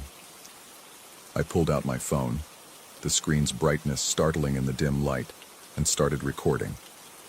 If nothing else, I could review this later, prove to myself what I'd seen and heard. I held it up, panning across the gallery, the ocean, the footprints. Through the screen, everything looked the same. Gray metal, gray sky, gray water. I tapped the red button to stop recording and played it back immediately. The video showed the gallery, the view, my hand partially visible at the screen's edge. But the audio was nothing but wind and waves, no humming, no melody at all. And the footprints, so clear to my eye, didn't appear in the footage. Just clean, frost-dusted metal grating. I was cold now, truly cold, the kind that starts in your core and radiates outward. I needed to get back inside, needed warmth and light, and that guide's boring, normal voice explaining boring, normal facts about decommissioned lighthouses. I started back toward the door, but with each step, it seemed to maintain its distance, always 20 feet away, always just out of reach. This was wrong.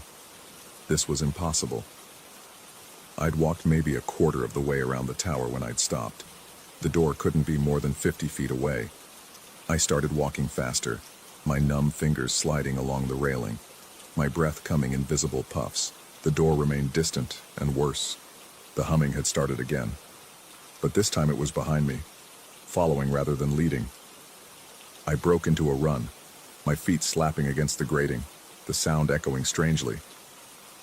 The humming grew louder, keeping pace, and I could swear I felt breath on the back of my neck, impossibly warm in the frozen air.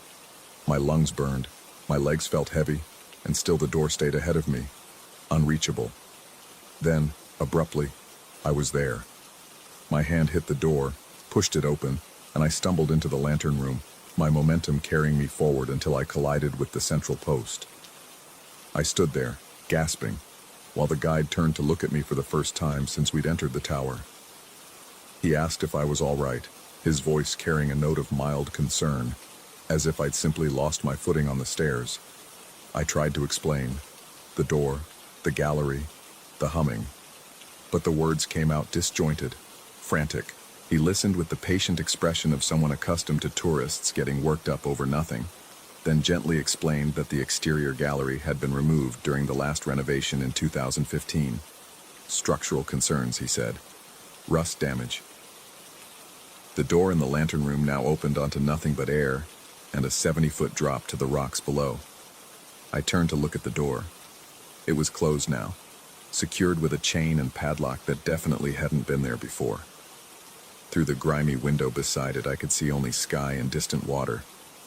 No metal walkway, no railing, nothing but empty space where I'd just been walking. The guide suggested we head back down. Perhaps the altitude was affecting me, and I followed him in a daze. My mind was working frantically, trying to reconcile what I'd experienced with what he was telling me. Maybe I'd hallucinated the whole thing, some kind of altitude sickness or carbon monoxide exposure. The tower was old, poorly ventilated. It would explain everything. We descended in silence, my legs shaking with each step, though whether from exertion or fear I couldn't say. At the bottom, as the guide opened the door to let me out, he mentioned almost casually that the last lighthouse keeper's wife had been known for her habit of walking the gallery while humming. A local legend, he said, one of those stories that accumulates around old buildings. According to the tales, she'd walk the circuit during fog banks, using her voice as an additional warning to ships, a human foghorn of sorts. I stepped outside, desperate for the feeling of solid ground, even if it was frozen and uneven. The guide locked the door behind us and wished me a safe drive back. I stood there watching him walk to his car, start the engine, and pull away, taillights disappearing into the early dusk. Only then did I look down at my hands.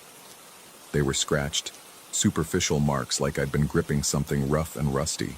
My fingernails were rimmed with what looked like oxidized metal residue, the distinctive red-orange of corroded iron. And when I lifted my fingers to my face, I could smell it, that particular scent of rust and salt and old decay.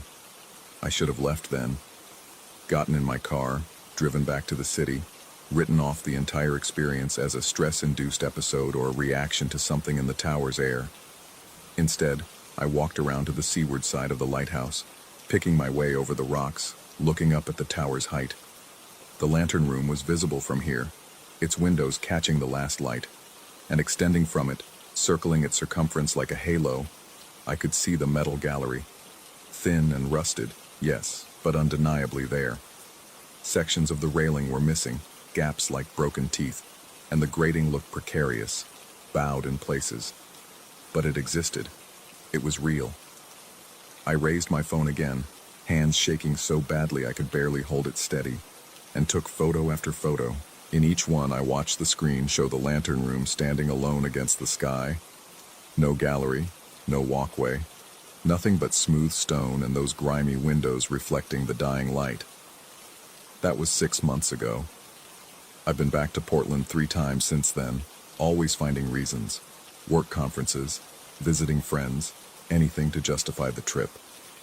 Each time I drive to the cove and park where the access road ends. I don't go inside anymore. The lighthouse hasn't offered tours since March. Some issue with liability insurance according to the sign posted on the door. Instead, I walk the perimeter, photographing the tower from every angle. The gallery appears in none of the images, but I can see it when I look up, more deteriorated each time. Sections have fallen away entirely now, leaving gaps in the circuit. I've started to wonder what happens when it's gone completely, when the last piece of corroded metal finally gives way and falls to the rocks below. Last week I found a copy of the lighthouse's maintenance records in the Maritime Museum's archive. They confirmed what the guide had told me. The exterior gallery was removed in 2015. But there was a note in the margin of one of the documents, handwritten in faded ink, that made me photograph the page 3 times to ensure I had a clear copy. It detailed an incident from 1962, a year before the lighthouse was automated. The keeper had reported his wife missing, claimed she'd gone out onto the gallery during a fog bank and never returned. A search found no body, no sign of struggle, nothing. The official conclusion was that she'd either jumped or slipped, her body carried out to sea by the tide. But the keeper insisted until his death that she was still there, still walking the gallery, still humming her tuneless song. The note ended with an observation that seemed to have troubled whoever wrote it. During the investigation, inspectors found fresh scratches on the gallery's railing, the kind someone's fingernails might make while gripping tightly, trying not to fall. But according to the keeper's testimony, his wife hadn't been wearing shoes when she disappeared. The weather report for that day showed temperatures in the low 20s, with wind chill bringing it down to single digits. No one walks barefoot in that cold. No one could. The cold alone would be incapacitating within minutes. Unless, the note speculated, someone wasn't really walking at all. I keep the photo of that document on my phone, pull it up late at night when I can't sleep.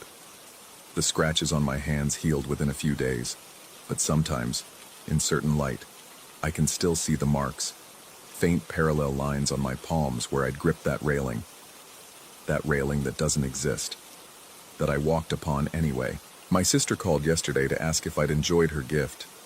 I told her it was memorable, which made her laugh. She asked if I'd like to go back, maybe in summer when the weather was better, make a weekend of it. I said I'd think about it, but we both knew I wouldn't.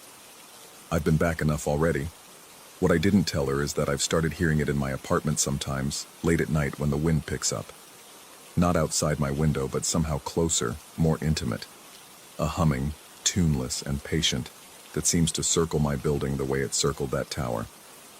I've checked outside, gone down to the street at 2 a.m. to see if someone is walking around the block, playing music, anything that might explain it.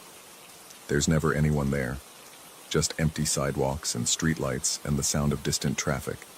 But when I come back upstairs, unlock my door, step inside, there it is again, coming from somewhere just beyond the walls, always 2 steps behind me, never ahead. I've started walking the perimeter of my apartment in response, my own circuit, my own ritual. Kitchen to living room to bedroom to hall and back to kitchen. A loop I repeat until the sound fades or I'm too exhausted to continue. My neighbors haven't complained about the noise, haven't mentioned seeing me in the hallways. Maybe they don't hear it. Maybe I'm the only one who can.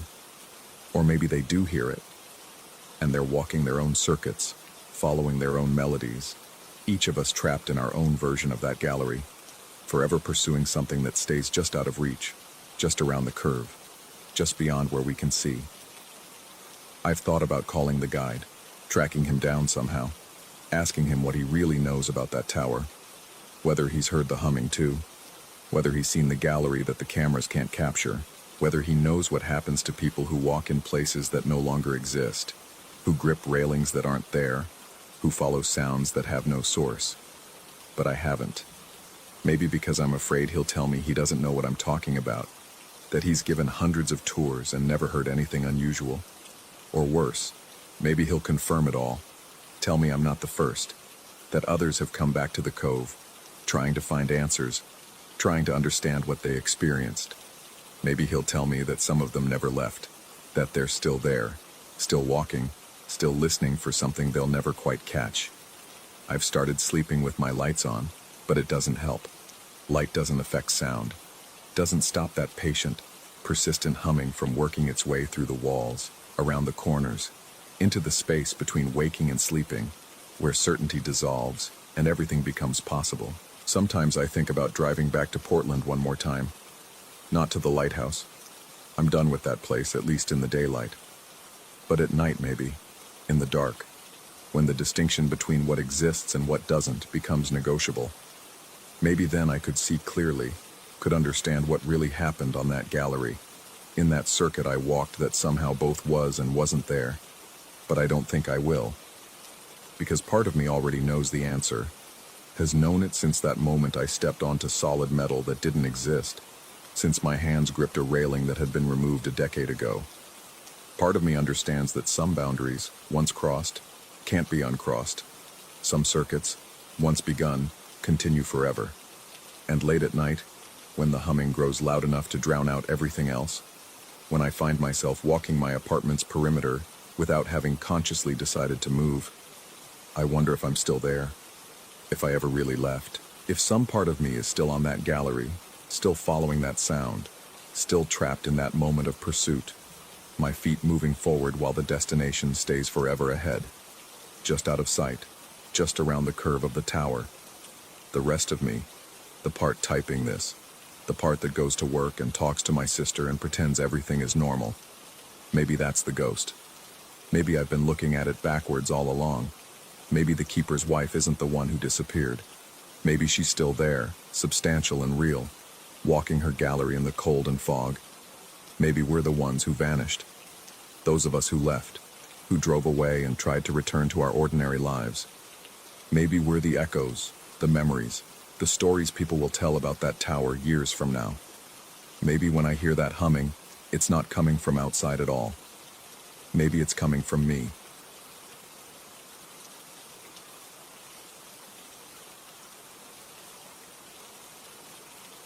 Story 7. The basement amps hummed to life at 3:47 a.m., the same moment the documentary narrator mentioned Gettysburg. I'd learned to check the time now, to document these occurrences with the methodical precision of someone trying to prove they weren't losing their mind. The blue glow from the television cast dancing shadows across the living room walls of my Cincinnati duplex, and I sat perfectly still on the couch, watching my water bottle begin its familiar tremor on the coffee table. It wasn't a violent shake. Nothing ever was. Not with him. The bottle rocked with the metronomic precision of a kick drum counting off a song. The kind of rhythm Dad used to tap with his foot before launching into the opening riff. 4 beats. Always 4 beats. Then silence. Except for that low-frequency hum rising from below. The 60-cycle drone that every guitarist knows intimately. The sound of electricity waiting to become music. I'd inherited the duplex 6 months after the funeral, along with his 1967 Fender Twin Reverb, his Marshall half-stack, and a Vox AC30 that he'd babied like it was made of spun glass. The real estate agent had called it a character property with vintage charm and excellent bones, which was realtor speak for old, but not quite falling apart. The basement was unfinished, all exposed joists and concrete floors, transformed by Dad over the years into a practice space that smelled permanently of tube amp heat and old carpet. Moving in had felt like the practical thing to do. My apartment lease was ending, the mortgage was paid off, and I worked from home anyway, writing technical documentation for software nobody used. The basement would make a decent office once I cleared out the gear. That's what I'd told myself anyway, back when I still believed I could clear it out, back before the amps started their nightly performances. The first time it happened, I dismissed it as faulty wiring. Old houses did strange things. Electrical ghosts, the home inspector had called them. Fluctuations in current that could make lights flicker or outlets hum. I'd gone downstairs that first night with my phone flashlight, expecting to find a tripped breaker or a loose connection. Instead, I found all 3 amplifiers glowing warmly in the darkness, their pilot lights steady and sure. The Twin Reverb's jewel light casting a soft amber pool across the concrete. No guitars were plugged in. The amps simply idled, patient and expectant, like session musicians waiting for the bandleader to count them in. I'd turned them off, checked the power strips, even unplugged them entirely. Yet the next night, when I'd fallen asleep to a documentary about the Civil War, I'd woken to that familiar hum rising through the floorboards. The pattern emerged slowly, the way patterns do when you're afraid to see them.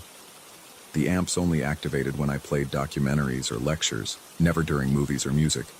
They responded to information, to the drone of academic voices discussing dates and battles and dead men's strategies. I started keeping a notebook, logging each occurrence with the time, the program, and the specific moment of activation. The data accumulated like evidence in a case I didn't want to solve. Dad had been a history obsessive between gigs. He'd fill the practice space with public radio documentaries while he played, his fingers working through jazz standards and blues progressions while narrators discussed Verdun or Antietam. The past keeps time better than any metronome, he used to say, and I'd roll my eyes at the pretension, the way teenagers do when their fathers try to sound profound.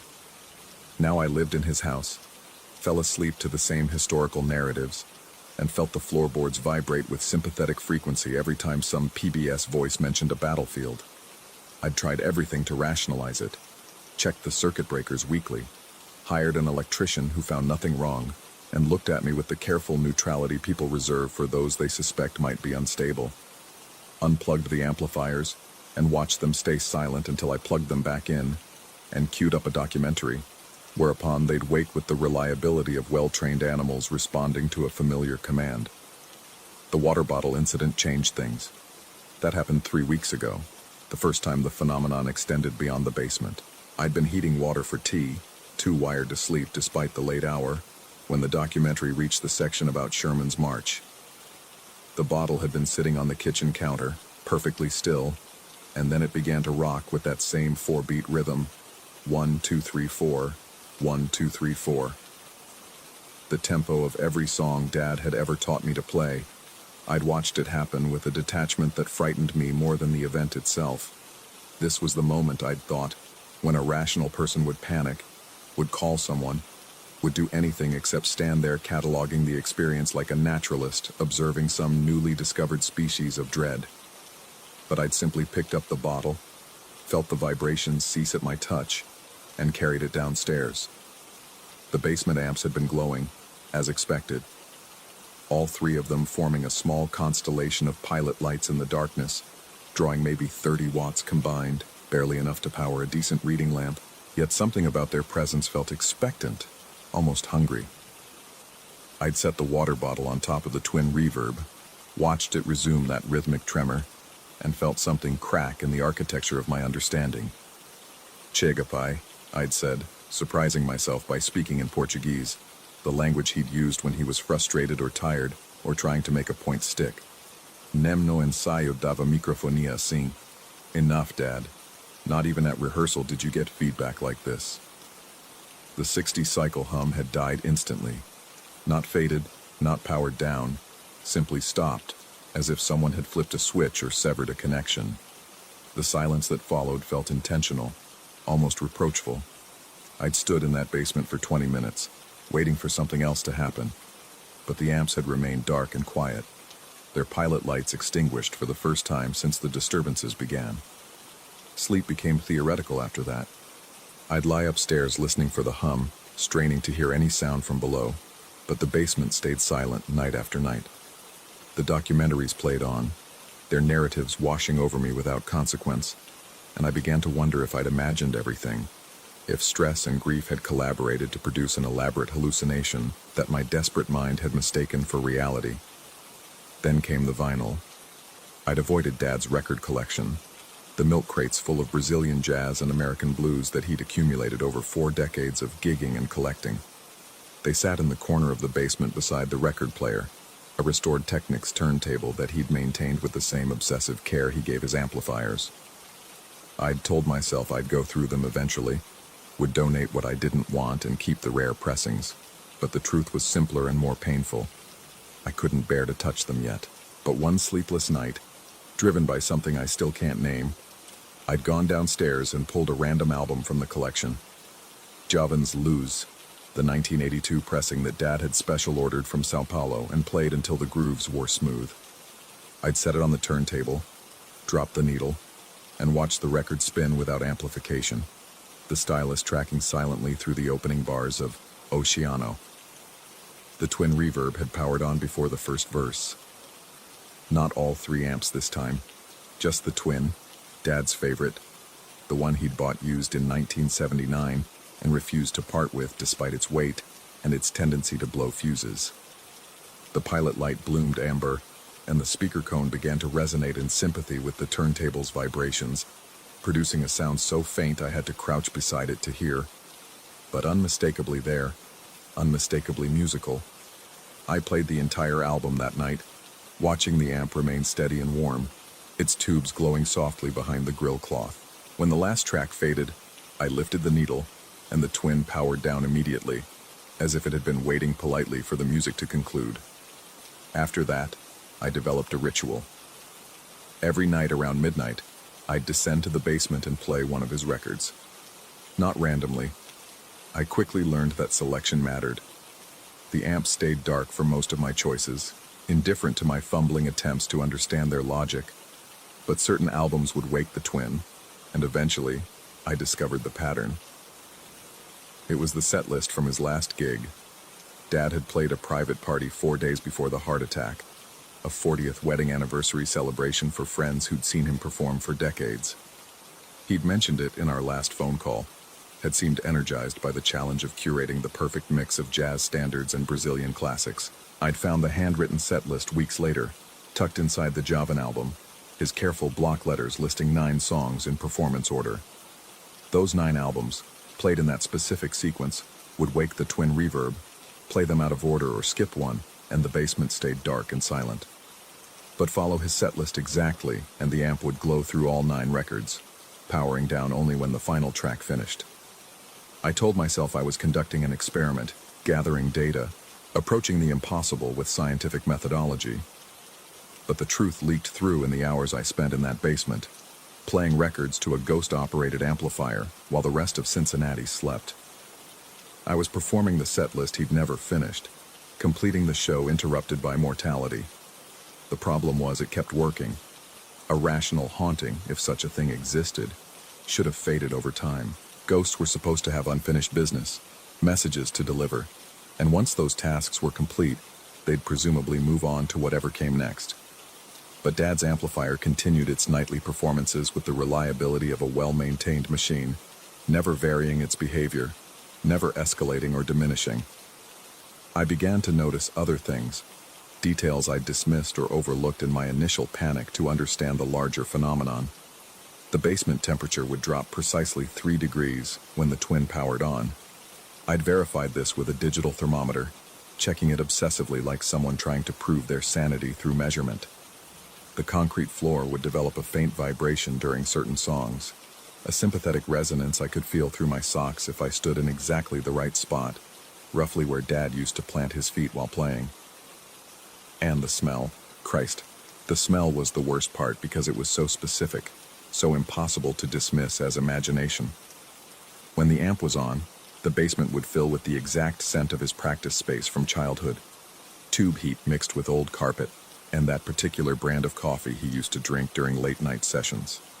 Not a general musty smell or the vague scent of age, but his specific combination of olfactory details, precise enough that I could close my eyes and believe I was 10 years old again, sitting on the stairs while he worked through a difficult passage. I started spending more time in the basement, not just for the midnight vinyl sessions, but during the day, working on my laptop in the corner, surrounded by his gear. The duplex upstairs began to feel temporary, like a waiting room, while the basement felt increasingly like the only real part of the house. I'd catch myself talking to the amplifier, updating it on my day, asking questions I didn't expect answered. "Think I should take that contract?" I'd say, and the amp would sit silent and dark, making no comment on my professional decisions. "Remember when you taught me that Wes Montgomery tune?" I'd ask. And again, nothing but the 56-degree temperature and the smell of concrete. But play the set list, follow the ritual exactly, and the twin would wake with the reliability of a heartbeat. I began to research, falling down digital rabbit holes at 3 in the morning, reading about electromagnetic phenomena and spontaneous psychokinesis and the theoretical physics of consciousness. I learned that some researchers believed strong emotions could imprint on electrical systems, that quantum mechanics allowed for observer effects that might persist beyond death. I read testimony from other people who'd experienced similar phenomena, their stories forming a strange support group scattered across paranormal forums and Reddit threads. Most of them sounded unhinged. The writing was often frantic, punctuated with excessive capitalization and vague references to attacks from entities or government observation. But occasionally I'd find an account that resonated with uncomfortable familiarity, someone else whose deceased relative seemed to communicate through electrical devices, who'd established patterns and rituals, who couldn't decide if they were experiencing genuine contact or elaborate wish fulfillment. None of them mentioned what to do when the phenomenon wouldn't stop, when the haunting became routine. I tried breaking the cycle, went 3 days without playing any records, forcing myself to sleep upstairs with noise-canceling headphones and the television off. The basement stayed silent, but I couldn't. By the 3rd night I was back downstairs with the Javan album, Needle in the Groove, watching the twin bloom to life like I'd watered a plant that had been wilting from neglect. The truth I couldn't speak aloud, even to myself in the privacy of my own thoughts. I didn't want it to stop. The rational part of my brain understood this was either a psychological break or a genuine supernatural occurrence, and neither option suggested wellness or stability. But the larger part, the part that controlled my actions if not my thoughts, craved the ritual. The basement sessions had become the structure around which I organized my life, the single reliable element in a world that felt increasingly unstable. Work suffered. I'd miss deadlines, forget meetings, lose entire days to sitting in the basement while vinyl spun and tubes glowed. My bank account dwindled as I neglected invoices and let contracts lapse. The upstairs of the duplex accumulated clutter and dust while the basement remained immaculate, the gear carefully maintained, the records filed in perfect order. I started buying more vinyl, tracking down the albums Dad had mentioned wanting but never acquired. I'd play them in the designated midnight slot, hoping to expand the set list, to evolve the ritual into something larger. But the twins stayed dark for these editions, recognizing them as inauthentic, as songs that didn't belong to the performance it was determined to complete. The neighbor above me, a graduate student who kept irregular hours, knocked on my door one evening. She was pleasant, apologetic, but firm. Could I please stop playing music so late at night? The bass frequencies were traveling through the walls, keeping her awake during important study sessions. I'd stood in my doorway confused, because I'd been playing the records at barely audible volume, the turntable spinning silently with the amp providing only the faintest resonance. But I'd nodded, promised to be more considerate, and closed the door. Later that night, I stood in her empty driveway and looked up at her windows, all dark and quiet. I pressed my ear against the shared wall between our units and heard nothing but the ambient noise of the neighborhood. Yet she'd complained about bass frequencies she shouldn't have been able to hear, disturbances that shouldn't have traveled beyond my basement. Unless they weren't just in my basement. I began to wonder what she actually heard, what sounds might be escaping from the ritual I thought was private. Did she hear music, or just that low 60-cycle hum? Did she hear the amplifier or something else, something I couldn't perceive because I was too close to the source? The thought opened a door I'd been carefully keeping closed. Maybe I wasn't conducting experiments on a haunted amplifier. Maybe the amplifier was conducting experiments on me. The set list hung on the wall now, Dad's original, rescued from the album sleeve and thumbtacked beside the turntable. His handwriting stared back at me during the long afternoons I spent in the basement, those careful block letters forming a map to somewhere I couldn't quite locate. 9 songs. Always 9 songs. Never fewer, never more. What happened after 9? The question had been lurking in my peripheral awareness for weeks, but I'd refused to examine it directly, the way you avoid looking at something frightening in a dark room. The ritual had a clear structure. Play the set list in order, watch the amp glow through all 9 tracks, power down after the last note fades. Simple, repeatable, safe. But what if I played a 10th song? What if I tried to extend the performance beyond what Dad had planned, to add an encore he'd never gotten to play? The thought felt dangerous, transgressive, like I was considering breaking some fundamental rule whose violation carried consequences I couldn't predict. Yet I couldn't stop thinking about it. Couldn't stop wondering what message might be waiting in that 10th song. What communication I'd been too timid to receive. I spent 2 weeks working up the courage, my finger hovering over potential album choices, trying to decide what would make a fitting conclusion. Brazilian jazz seemed too obvious, American blues too sentimental.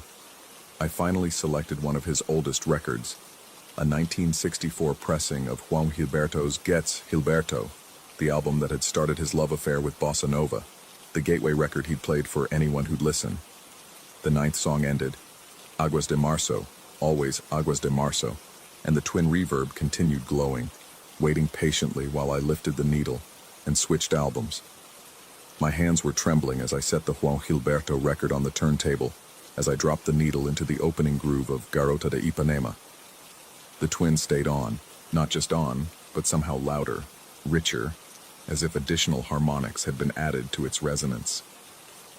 The pilot light burned brighter, a deeper amber that cast longer shadows across the basement walls, and the smell of coffee and tube heat intensified until I could almost taste it. until the sensory memory became so strong, I half expected to turn and see him standing there, guitar in hand, that slight smile he'd wear when a performance was going well. The song played through, Astrud Gilberto's voice emerging from the turntable's tiny speaker with crystalline clarity, and the amp continued glowing, continued resonating, continued doing whatever impossible thing it had been doing for months. When the track ended, I reached for the needle, ready to lift it, ready to stop before the experiment went somewhere I couldn't follow. But the turntable's motor cut out on its own. The record stopped spinning with mechanical precision, the kind of deliberate cessation that didn't match the smooth deceleration of a normal power down. And the twin reverb stayed on, glowing steadily in the sudden silence, waiting for something else, something I hadn't provided. I stood frozen beside the turntable for maybe 10 minutes, maybe an hour. Time had become slippery in the basement, hard to track with precision. The amp continued its patient vigil, tubes glowing, speaker cone vibrating faintly with that 60-cycle hum. No other sounds, no messages from beyond, just the steady electrical drone of a vintage amplifier doing what vintage amplifiers do when you turn them on and don't plug anything in. Finally, I walked to the twin and turned it off manually, clicking the power switch with a physical deliberateness that felt important, necessary. The pilot light died immediately, the tube's glow fading over several seconds, and the basement temperature began its slow climb back to ambient. I went upstairs and didn't return to the basement for 3 days. But on the 4th night, I played the set list again. All 9 songs in order, ending with Aguas de Marzo. No 10th track, no encore, no experiments. The twin powered on for song 1, stayed warm through all 9 albums, and clicked off the moment the needle lifted from the final groove. The ritual was complete. The performance was finished. And I had no idea if I'd been communing with my father's ghost, experiencing some elaborate electromagnetic anomaly, or slowly losing my grip on consensus reality. The only thing I knew for certain was that tomorrow night, around midnight, I'd go back downstairs and play the set list again. And the night after that, and the night after that, for as long as the amplifier kept responding, for as long as the ritual held meaning or I held sanity, whichever lasted longer. Because that's what set lists are for, to be played again and again, each performance identical to the last, each repetition a small victory against the silence that eventually claims all music. The basement waits below me now, its concrete floor cool and patient, its amplifiers dark and ready. In a few hours, I'll descend the stairs with the first album, drop the needle into the opening groove, and watch the twin reverb wake like it always does, like it always will, until the pattern breaks, or I do. And somewhere in the space between those glowing tubes and my desperate attention, something persists. Call it memory, call it love, call it the electromagnetic echo of a man who couldn't quite let go of his last set list. I just wish I knew which of us was the ghost. Story 8. The fluorescent lights in the underground passage between the red and blue lines always flickered at 6:47 p.m. I knew because I checked my phone the first time it happened. That instinctive need to anchor myself in something concrete when the world stutters. The tiles along the curved wall were that particular shade of institutional beige that absorbs light instead of reflecting it, and someone decades ago had attempted to brighten the space with a mosaic, abstract shapes in burnt orange and brown that might have been cheerful in 1972, but now just looked like dried blood. I'd been taking this route home from the advertising agency for 8 months when I first saw him. It was a Thursday in February, one of those Chicago evenings when the cold follows you underground and settles into your bones. The passage was nearly empty, just the echo of footsteps from somewhere ahead, and the distant rumble of trains moving through the earth. I was thinking about the Henderson account, about whether the tagline I'd pitched that afternoon was clever or just desperate, when I felt it. That specific pressure of being watched that makes the back of your neck tighten. He stood against the mosaic, maybe 30 feet ahead where the passage curved. A man in a plaid coverall, the industrial kind that mechanics wear, with a dark boina tilted on his head. His right arm hung at his side, fingers relaxed. His left shoulder ended in a flat line where the fabric was pinned back. What struck me most wasn't the missing arm. It was how he looked at me. Not the blank stare of someone waiting for a train, or the quick assessment of a stranger in a public space. He looked at me the way you look at someone you recognize, someone you've been expecting. His eyes held mine with an intensity that felt almost intimate, as if we shared some understanding I couldn't quite remember. I glanced away, focusing on the exit sign above the stairs to the Blue Line platform. My heart was doing something irregular, that flutter you get when your body processes danger before your mind catches up. When I looked back, maybe 3 seconds later, the space where he'd stood was empty. No sound of footsteps receding, no motion in my peripheral vision. Just gone. I told myself I'd imagined the intensity of his stare, that he'd simply walked around the curve while I wasn't looking, that the strange lighting and my own fatigue had created something unsettling from nothing. The mind does that, I knew. It fills in gaps, creates patterns, finds faces in random noise. But I could still feel where his eyes had touched me. March brought rain that turned to sleet, and the underground passages became a refuge from the violence of the weather above. I'd almost forgotten about the man in the coveralls when I saw him again. Same spot, same tilt to his head, same single arm hanging loose while the other shoulder remained a flat absence. This time I noticed details I'd missed before. The coveralls were clean, pressed even, as if he'd just put them on. The boina was pulled low enough to shadow his eyes, but I could still feel their focus. There was something in the way he leaned against the mosaic, a casual posture that suggested he'd been waiting, that he had all the time in the world. I stopped walking. Around me, the usual evening commuters flowed past, briefcases and umbrellas and the shuffle of tired feet. No one else seemed to notice him. No one else slowed or stared or showed any reaction to the man who stood perfectly still in the center of the corridor, watching me with that terrible recognition. My phone buzzed. I looked down at the screen. A message from Tyler about tomorrow's client meeting. And when I looked up again, the man was gone. This time I was certain. I'd looked away for less than 2 seconds, and the physics of it didn't work. He couldn't have moved out of sight that quickly, not without running, not without someone noticing. I walked to where he'd been standing. The tiles were dry. No footprints in the slush that commuters tracked in from above. I put my hand against the mosaic, feeling the slight texture of the tiles, the coolness of the ceramic. Real. Solid. But my hand was shaking. The third time was in April, and I'd been dreading it without admitting to myself that I was dreading it. Some part of me had been bracing for it, waiting for that moment when I'd round the corner and see him there again. I'd started taking different routes home, catching the red line 2 stops earlier, transferring at different stations, anything to avoid that particular passage. But it added 20 minutes to my commute, and the client presentations were getting more demanding, and my exhaustion eventually outweighed my unease. He was there on a Tuesday evening, and this time I noticed he was standing exactly where the corridor curved most sharply, where the ceiling dipped slightly lower and the lights were dimmest. His missing arm seemed more pronounced somehow, the pinned fabric stark against his body. But it was his face that stopped me cold. I could see it clearly now beneath the boina, middle-aged, weathered, with lines around the eyes that could have been from squinting at machinery or from years of exposure to wind and sun.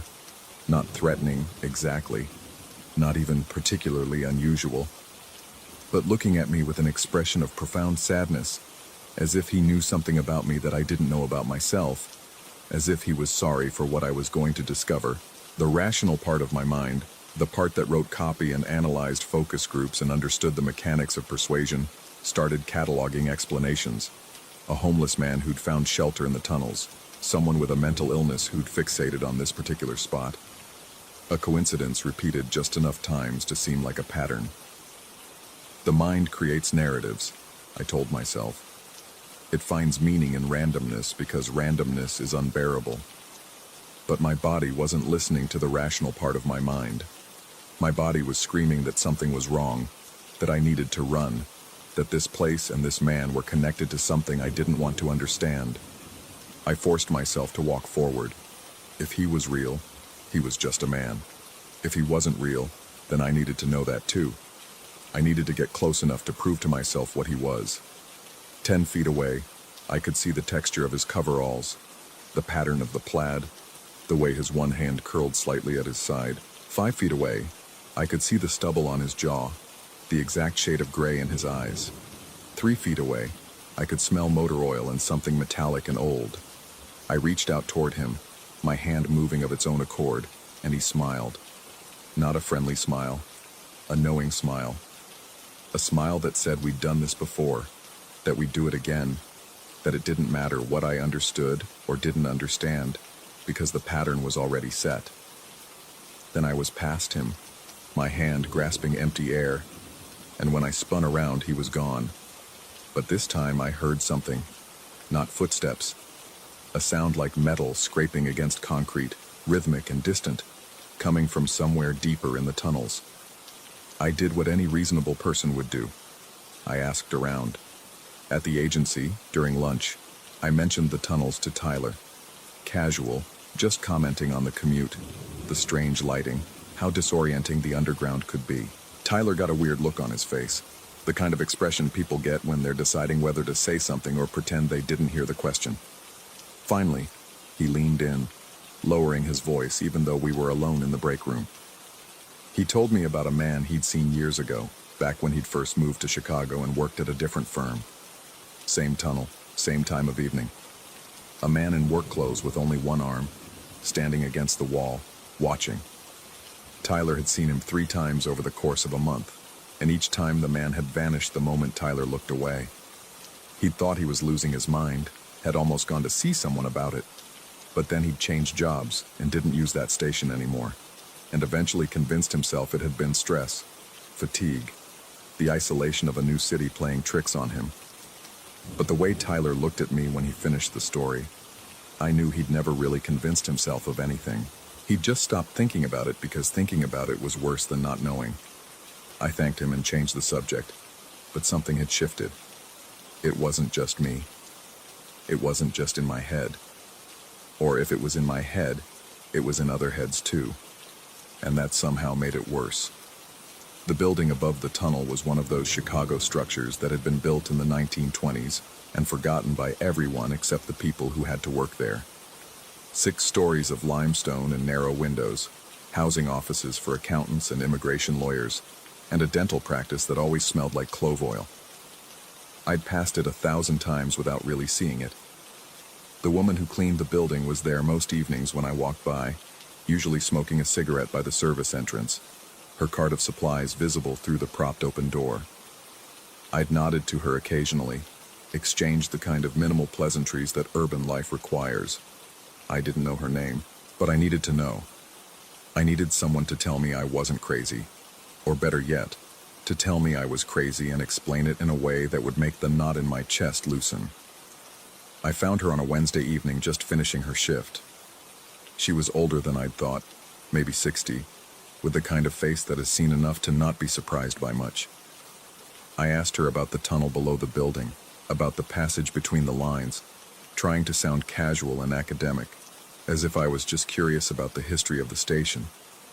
She looked at me for a long moment, and I saw something shift in her expression. Recognition, maybe, or resignation. She knew about the man, she said. Everyone who worked in the building knew about him, though nobody talked about it much. They called him the tool man, though she didn't know why. He'd been there for as long as she'd been cleaning the building, and the woman she'd replaced had mentioned him too. In that offhand way people mention things that make them uncomfortable but that they've learned to live with. He liked to stand where the old escalator used to be, she said. The one they'd shut down in the 80s, too expensive to maintain. Cheaper to just brick over the entrance and make people take the stairs. But you could still see the outline if you knew where to look. The way the tiles didn't quite match where they'd patched the floor. I asked her if she'd ever seen him herself. She shook her head. She didn't use that passage, she said. She took the bus. But she'd heard the sounds sometimes, late at night when she was finishing the top floor. Mechanical sounds like gears grinding or metal hitting metal, coming up through the vents from somewhere below. Tools, she thought. The sound of someone working with tools, She stubbed out her cigarette and picked up her cart. Before she went inside, she turned back to me. There was something sad in her eyes, something that reminded me of how the toolman had looked at me that last time. People who keep seeing him, she said, they usually figure out why eventually. Most people just catch a glimpse once and forget about it. But the ones who keep seeing him, the ones he keeps watching, there's always a reason. She didn't know what the reason was, she said. She just knew there was one. Then she was gone, and I was standing alone on the sidewalk as evening settled into full dark, and I realized I'd been hoping she would tell me it was nothing, that I was imagining things, that there was a rational explanation. Instead, she'd confirmed that the toolman was real, or at least real enough that multiple people across decades had seen him, had been watched by him, had tried to forget him. And she'd suggested that he chose who saw him, that there was intention behind it, purpose. I started researching. Late at night, unable to sleep, I searched through Chicago history archives, old newspaper databases, anything I could find about the station, the tunnel, the building above. I learned that the escalator had been installed in 1964 and decommissioned in 1983 after a malfunction that had injured several people. I learned that the tunnel itself had been built in the 1940s, part of the massive expansion of the city's transit system. I learned that the building above had once housed a machinery supply company back in the 30s, before it was converted to offices. But I found no mention of any one-armed man, no accidents involving workers, no mysterious deaths, no local legends or ghost stories that matched what I'd seen. It was as if the toolman existed in some space between documented history and collective forgetting, real enough to be seen but not real enough to leave a trace. The logical explanation, that he was just a homeless man with a peculiar fixation on that spot, that my stress and Tyler's story had created a mythology out of nothing, was still available to me. I could have chosen to believe that. I should have chosen to believe that. But I kept thinking about the way he'd looked at me, the recognition, the sadness, as if he knew something about me that I was about to learn. I stopped using that passage entirely. I rerouted my entire commute, added 40 minutes to my day, just to avoid walking through that tunnel. At work, I threw myself into projects, stayed late, volunteered for the accounts no one else wanted. Anything to not think about the tool man, about what it meant that Tyler had seen him years ago, about what the cleaning woman had said about people who kept seeing him. But avoidance has a way of making things worse. The more I tried not to think about it, the more it consumed me. I started seeing coveralls everywhere, construction workers on the street, maintenance crews in the office building, even a random guy in a hardware store who had both arms but somehow made me freeze in the checkout line. I'd catch myself checking over my shoulder, watching for someone watching me, feeling that pressure on the back of my neck even in crowded spaces where it made no sense. Tyler noticed. He caught me one afternoon staring at nothing, or at something no one else could see, and he pulled me aside. He asked if I was okay, if I'd seen the man again, and when I told him I'd been avoiding the tunnel entirely, he nodded slowly, as if this confirmed something he'd suspected. He told me about the month after his last sighting, how he'd felt like he was unraveling, how he'd started questioning everything about his perception and his sanity. He'd gone to therapy eventually, talked around the edges of it without ever saying what he'd really seen, and the therapist had suggested stress management and better sleep hygiene, and maybe a low dose of something to take the edge off. It had helped, he said, not because it made the toolman less real, but because it made his fear of the toolman more manageable. But then he said something that made my blood go cold. He said that sometimes, even now, 7 years later, he'd be walking through a different station or a parking garage or anywhere with that particular quality of artificial light and empty space, and he'd feel it, that presence, that sensation of being recognized by something that shouldn't know him. It never lasted long, just a moment of certainty that if he turned around, he'd see the man in the coveralls watching him with that sad, knowing expression. It hadn't ended, Tyler meant. It had just paused. 3 weeks after I'd last used the tunnel, I found myself there again. I hadn't planned it.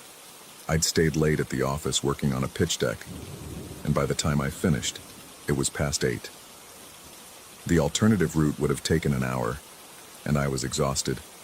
And some part of me, The part that was tired of being afraid, tired of letting my life be rearranged by something I couldn't even prove was real, made the decision to just take the direct path home. The tunnel was nearly empty at that hour. A few scattered commuters, everyone moving quickly, no one making eye contact. The fluorescent lights flickered in their familiar rhythm. The mosaic looked darker than I remembered, the burnt orange shapes seeming to shift and pulse at the edge of my vision. I walked quickly, not running but not dawdling, my eyes fixed on the exit sign ahead. I told myself I'd just walk through, get to the other side, prove to myself that there was nothing to be afraid of, that the tool man was just a coincidence, just a homeless man who happened to match a description Tyler had given me, that my mind had turned into something supernatural through repetition and fear. But halfway through the passage, right where the curve was sharpest, I felt it again. That pressure, that certainty of being watched. I didn't want to look. Every instinct told me to keep walking, to get out of the tunnel, to not engage with whatever was about to happen. But my head turned anyway, pulled by something stronger than survival instinct, some deep need to know even when knowing was dangerous. He was there, closer than he'd ever been before. Not against the wall this time, but standing in the center of the passage, directly in my path, the single arm at his side, the boina shadowing his face. But this time I could see his expression clearly, and what I saw there wasn't menace or malice. It was pity. He raised his one hand slowly, pointing past me toward the way I'd come. His lips moved, but no sound came out, or if it did, it was swallowed by the sudden roar of a train passing somewhere above or below, the vibration making the tiles hum against my feet. I turned to look where he pointed. The passage behind me was empty, just tiles and lights and the distant sound of footsteps echoing from somewhere else in the station. When I turned back, he was gone, but the space where he'd stood felt different somehow, charged with an energy that made my hair stand up. And then I understood. Not everything. Not the mechanics of it or the why of it or whether he was ghost or hallucination or something else entirely. But I understood that he wasn't trying to scare me. He was trying to warn me. I started walking again, faster now, my heart hammering, and that's when I heard it. The sound the cleaning woman had described, metal on metal, rhythmic and grinding, coming from somewhere below my feet. The sound of machinery, of tools, of something working away in the darkness beneath the tiles. The sound of the old escalator, maybe. The one that had been shut down 40 years ago. The one that shouldn't be moving. I ran then, properly ran, my footsteps echoing off the walls. And I could have sworn I heard other footsteps too, keeping pace with mine or maybe ahead of me, always just out of sight around the next curve. I burst through onto the blue line platform, gasping for air, and the handful of people waiting for the train looked at me like I was crazy. And maybe I was. But as I stood there, trying to calm my breathing, trying to slow my heart rate, I caught my reflection in the window of the station agent's booth. And behind my reflection, barely visible in the dark glass, I could see the entrance to the passage I'd just left. There was a figure standing there, not the tool man, someone else, someone in a business suit, carrying a briefcase, about to walk through the tunnel for their evening commute. Someone who looked, in posture and gait, and the distracted expression of someone thinking about work, exactly like me. I spun around, but the passage entrance was empty. When I looked back at the glass, my reflection was alone. I don't use that tunnel anymore. I don't think I ever will again. But I find myself thinking about the tool man constantly, trying to piece together what he was trying to tell me, what I was supposed to understand from that moment when he pointed back the way I'd come. Tyler doesn't work at the agency anymore. He left 3 weeks after our conversation, took a job in Minneapolis. And when I asked him if everything was okay, he just said he needed a change. But I saw his expression when he told me, and I knew. I knew that he'd seen something or felt something or understood something that made staying in Chicago impossible. The cleaning woman still works in the building above the tunnel. I see her sometimes, smoking by the service entrance, and we nod to each other but don't speak. There's nothing left to say. She told me what she knew, and it was both more and less than I wanted to hear. I've started noticing things, though. Small things that might be nothing or might be everything. The way I sometimes lose track of time on my commute. arriving home without remembering the journey. The way my reflection in windows and mirrors sometimes seems to move a fraction of a second after I do, as if it's copying me rather than matching me. The way I occasionally catch myself standing in places I don't remember walking to, facing directions I don't remember choosing. And late at night, when the city is quiet and I'm alone in my apartment, I sometimes hear it. Distant but distinct. The sound of metal on metal, rhythmic and grinding. The sound of tools working. The sound of machinery that shouldn't be moving. The sound coming from inside my walls. I tell myself it's the building's pipes, the heating system, the normal sounds of an old structure settling and creaking. I tell myself that the toolman was just a homeless man, that Tyler's story planted a seed in my mind that grew into something more through repetition and fear, that the cleaning woman was just repeating urban legends she'd heard from other cleaners. I tell myself all of this, and sometimes, in the daylight, I almost believe it. But then night comes, and I hear the sounds, and I think about the way the toolman looked at me with such profound sadness, about how he pointed back the way I'd come, as if trying to show me something I'd missed, something I'd walked past without noticing, about how I saw someone who looked exactly like me in the reflection, about to walk through the tunnel. And I wonder if the reason some people keep seeing the toolman isn't because he's choosing to show himself to them, but because they're the ones who are already gone, the ones who never made it through the tunnel, the ones who are still down there somewhere in the darkness, walking the same passage over and over, thinking they're heading home.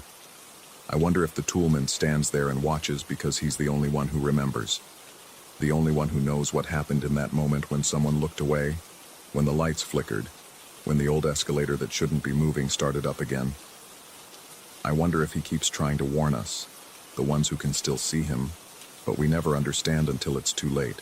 I wonder if I'm already down there in that tunnel, walking in circles, and everything I think is happening now, my apartment, my job, my life, is just the story I'm telling myself while my body stands against the mosaic tiles, missing an arm, wearing a boina and coveralls, watching the next person who looks like they might be able to see me, waiting to warn them, knowing they won't understand. The sound of metal scraping metal is getting louder. The rhythm is familiar now. It matches my heartbeat, and I can't remember the last time I actually saw my reflection move at the exact same time I did. Story 9. The overhead lights in the service corridor flickered twice before settling into their usual sterile hum. I'd walked this hallway so many times during the 4-day medical conference that I could navigate it with my eyes closed.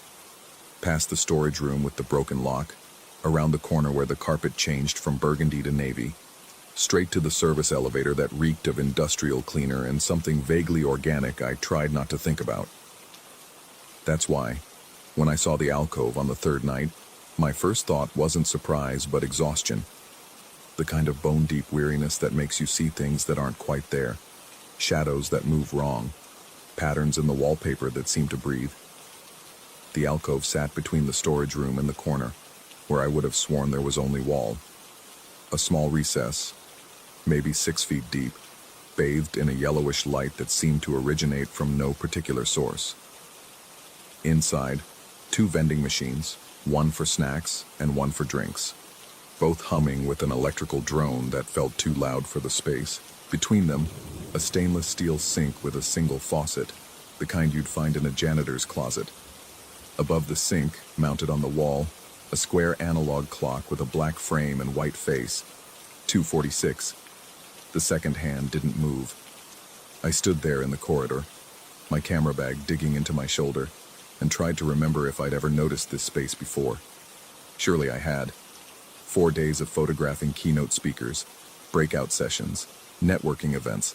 I'd made this walk at least a dozen times. The hotel wasn't that large. The service corridor wasn't that long. But the alcove felt wrong in a way I couldn't articulate. The light was too warm, too golden, like sunset in a place that should only know fluorescent white. The vending machines were older models, the kind with pull handles instead of keypads, their glass fronts slightly fogged as if they'd been running cold for decades. The sink gleamed with a dull patina that suggested both age and meticulous cleaning. My reflection stared back at me from the curved surface of the faucet, stretched and distorted, my face too long, my eyes too far apart. I looked away. The conference had run late. Another dinner I'd photographed from the edges of the ballroom. Another keynote that went over time. Another round of networking drinks where I stood behind my camera and watched people pretend to be interested in each other's business cards. My feet ached. My back ached. The 3 ibuprofen I'd taken 2 hours ago had worn off, leaving behind the familiar throb behind my eyes that signaled a migraine building in the wings. I needed water, or caffeine, or both. The vending machine hummed louder as I approached, as if sensing my presence. The selection was standard: Coke, Sprite, bottled water, energy drinks I'd never heard of. But the prices seemed wrong. Too low. 75 cents for a can of soda. I couldn't remember the last time I'd seen that price outside of a gas station in the middle of nowhere. I fed 3/4 into the slot. They fell with a satisfying clunk that echoed in the small space. I pulled the handle for a Coke. The can tumbled forward, landing in the collection bin with a metallic thud that seemed to reverberate longer than it should have. The can was cold enough to hurt my palm. Condensation formed immediately, running down my fingers in icy rivulets. I popped the tab and took a long drink, the carbonation sharp and almost painful against the back of my throat. The taste was right, but somehow off, like a copy of a copy, all the notes there but the resonance missing. I glanced at the clock again. Still 2:46. The second hand remained frozen between the 9 and the 10, as if time itself had gotten stuck trying to push forward. The minute hand pointed straight down. The hour hand leaned slightly past the 2. Something about that bothered me more than it should have. I set the Coke on the edge of the sink and turned on the faucet. Water rushed out in a single clear stream, cold enough to make my fingers tingle. I splashed some on my face, letting the shock of it wake me up, drive away some of the fog that had settled over my thoughts. When I looked up, my reflection in the faucet was still wrong, still stretched and alien. My features rearranged into something that was almost me but not quite. Behind my reflection, in the curved metal surface, I could see the vending machines. And behind them, the corridor. And in the corridor, barely visible in the distorted image, a figure stood watching. I spun around. Empty hallway. Burgundy carpet stretching in both directions. Overhead lights humming their electrical song. The storage room door closed, the corner visible in the distance. Everything exactly as it should be. I turned back to the sink. In the reflection, the corridor was empty. My hands were shaking when I picked up the Coke. I told myself it was the cold water, the late hour, the exhaustion that made everything feel slightly unreal. I'd been working 16-hour days for 4 days straight, living on coffee and conference food, and 3 hours of sleep a night. Of course I was seeing things. Of course my nerves were fried. The alcove suddenly felt smaller, the walls closer than they'd been a moment ago. The light seemed dimmer, more sickly, casting shadows that pooled in the corners like dark water. The vending machines hummed louder, their vibration traveling up through the floor and into my bones. I needed to leave. I grabbed my camera bag and walked out of the alcove, not looking back, not letting myself check whether the figure in the reflection had returned. The corridor felt longer than usual, the corner farther away, as if the space itself had stretched when I wasn't paying attention. My footsteps sounded wrong on the carpet, too loud, with an echo that shouldn't exist in a carpeted hallway. When I reached my room, I locked the door, set the Coke on the nightstand, and fell onto the bed without bothering to undress. Sleep came quickly, dreamless and heavy, the kind of unconsciousness that feels less like rest and more like erasure. The final day of the conference started like all the others. Morning keynote at 8, breakfast spread in the mezzanine, networking session in conference room B. I moved through it all on autopilot, my camera an extension of my hand, capturing smiles and handshakes and PowerPoint presentations without really seeing any of it. By noon, I'd almost convinced myself the alcove had been a hallucination, a product of exhaustion and poor lighting, and the particular kind of disorientation that comes from spending too much time in a hotel, where every corridor looks the same, and every day blends into the next. The human brain does strange things when it's tired.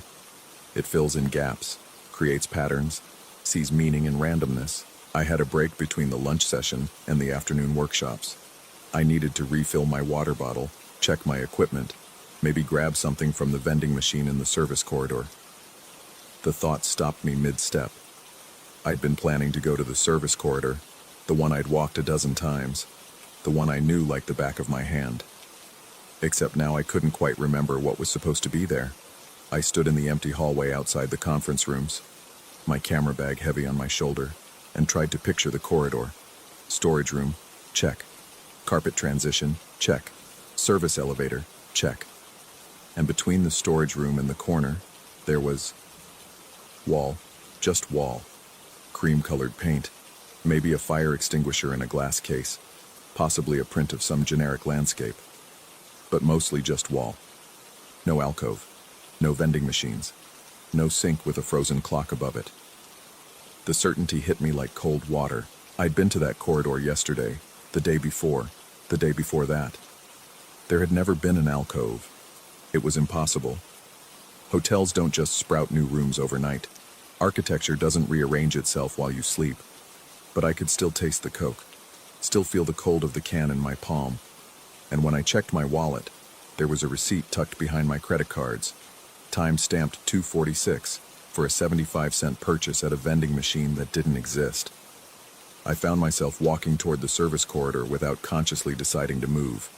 My feet knew the way, carrying me past the conference rooms, past the elevators, past the point where guests were supposed to go. The staff-only sign on the door barely registered. I pushed through, into the familiar space with its industrial carpet and fluorescent lights and smell of cleaning solution.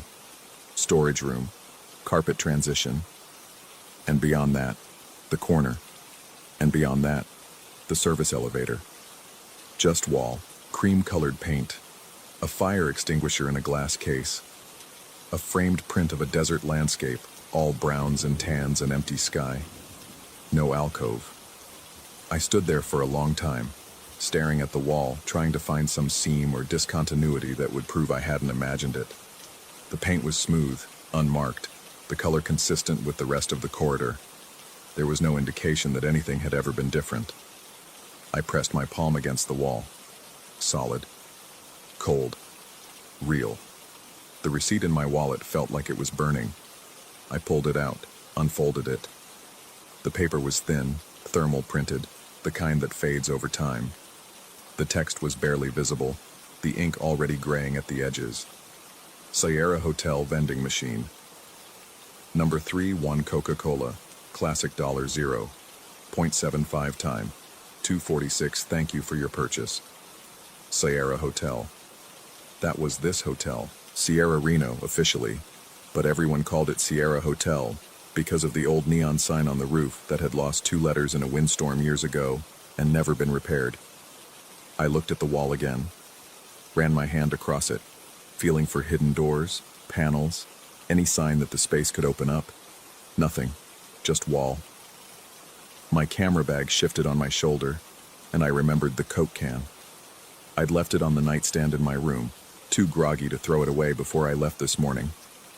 Physical evidence. Proof that something had happened, that I hadn't just hallucinated the entire encounter. I needed to see it again.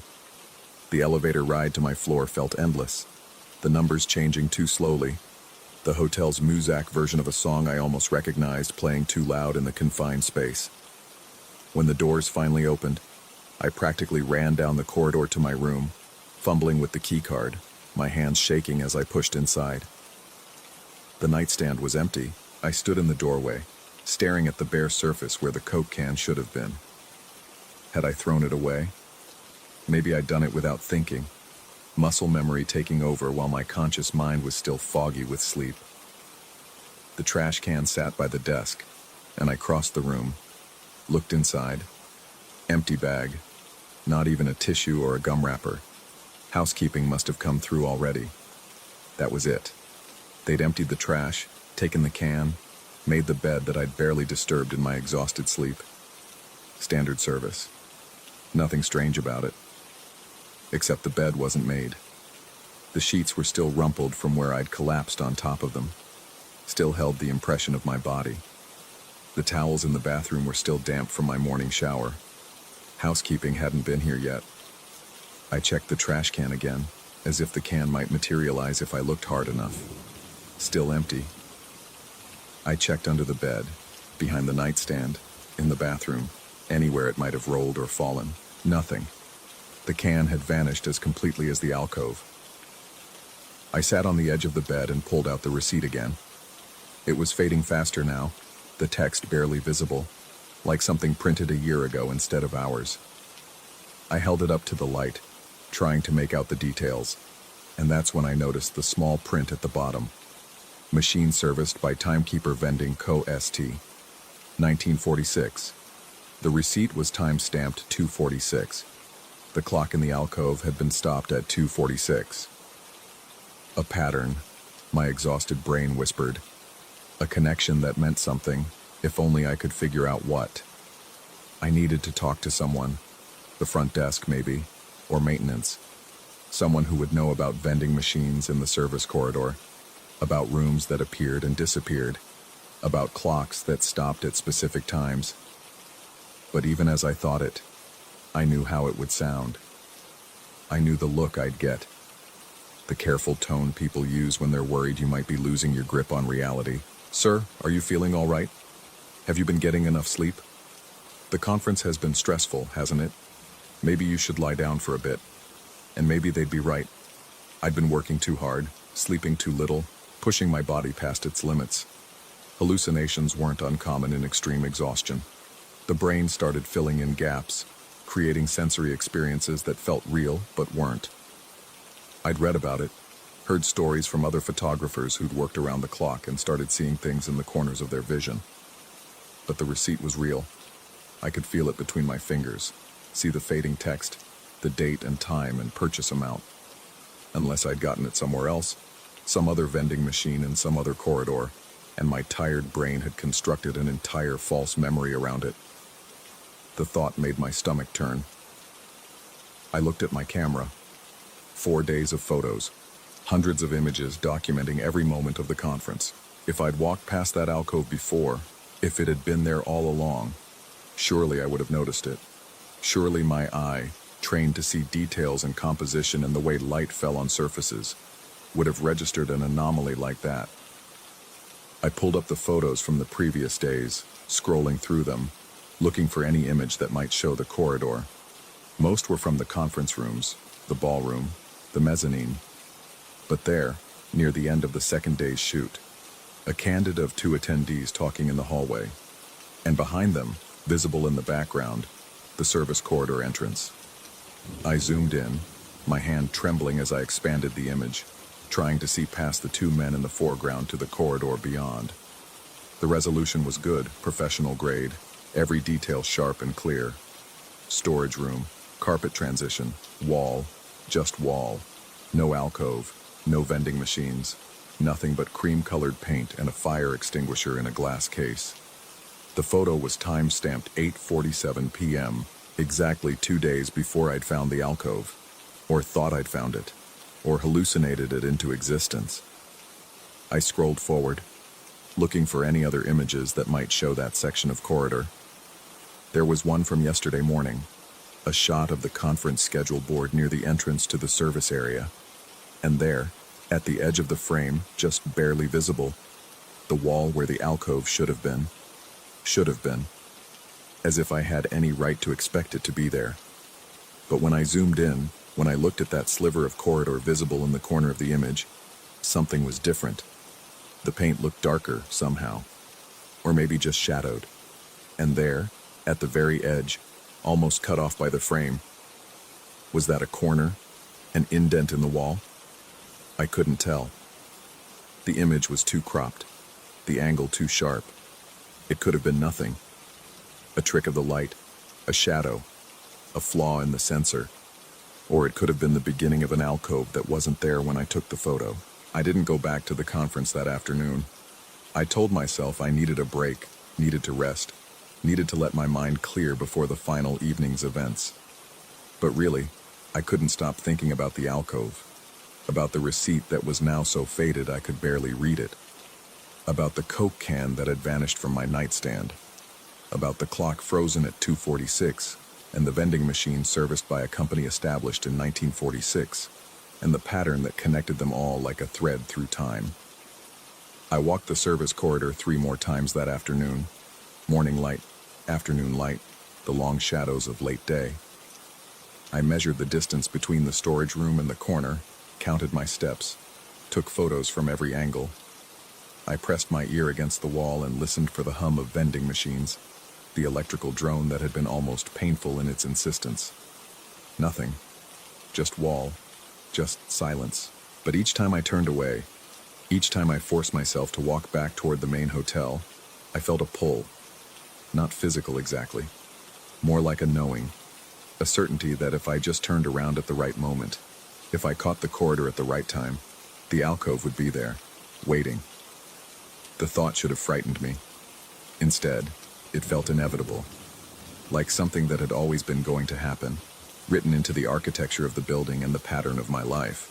A convergence point I'd been walking toward for longer than I realized. That night, I couldn't sleep.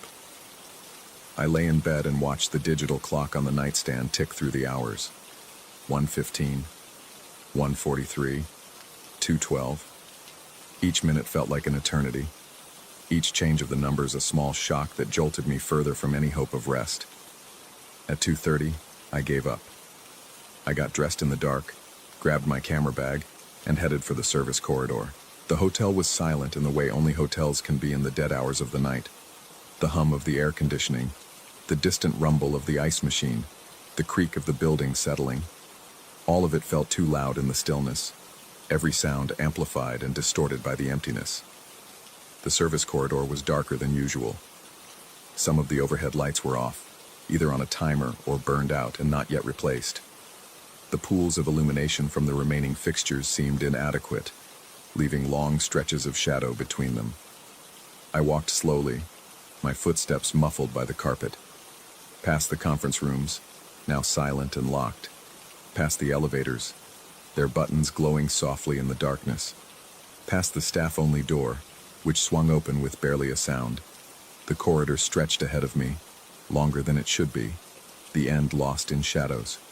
Storage room on my left, carpet transition under my feet, and there, between the storage room and the corner, the alcove. It was exactly as I remembered. The warm yellow light, too golden for the space, the 2 vending machines humming their electrical song, the stainless steel sink with its distorted reflection, the clock on the wall, frozen at 2:46. I checked my watch. 2:43, 3 minutes. I had 3 minutes before the time would match, before whatever pattern or convergence or cosmic joke was playing itself out would complete. I stepped into the alcove. The temperature dropped immediately, the air cold enough to make me shiver despite my jacket. The light seemed to wrap around me, thick and syrupy, moving slower than light should move. The vending machines were louder now, their hum resonating in my chest, making my teeth ache with the vibration. I approached the sink. My reflection stared back at me from the faucet, stretched and wrong, my face too long, my eyes too far apart. But this time, I didn't look away. I stared at the distorted image, trying to see what it was trying to show me. Behind my reflection, the vending machines. Behind them, the corridor. And in the corridor, the figure was back. Tall, indistinct, standing in the shadows at the edge of the alcove's light. Watching. I spun around. Empty space. Just the corridor, dark and silent. When I looked back at the reflection, the figure was gone. My watch read 2:45. 1 minute. The humming of the vending machines was almost unbearable now, a frequency that felt like it was pulling at something deep inside me, unraveling threads I didn't know I had. The light pulsed. Or maybe that was just my vision, my exhausted brain finally giving up the fight against whatever was happening. I looked at the clock on the wall. Still 2:46. The second hand still frozen between the 9 and the 10, time stuck in amber, refusing to move forward or back. And then, as my watch ticked over to 2:46, the second hand moved. 1 tick, clean and precise. The soft click of mechanism engaging, gears turning, time resuming its march. And with that single tick, everything changed. The light dimmed, went from golden to sickly green. The hum of the vending machines dropped in pitch, became something almost like words, a language just below the threshold of comprehension. The air grew colder still, cold enough that my breath came out in visible clouds. In the reflection of the faucet, I saw the figure again.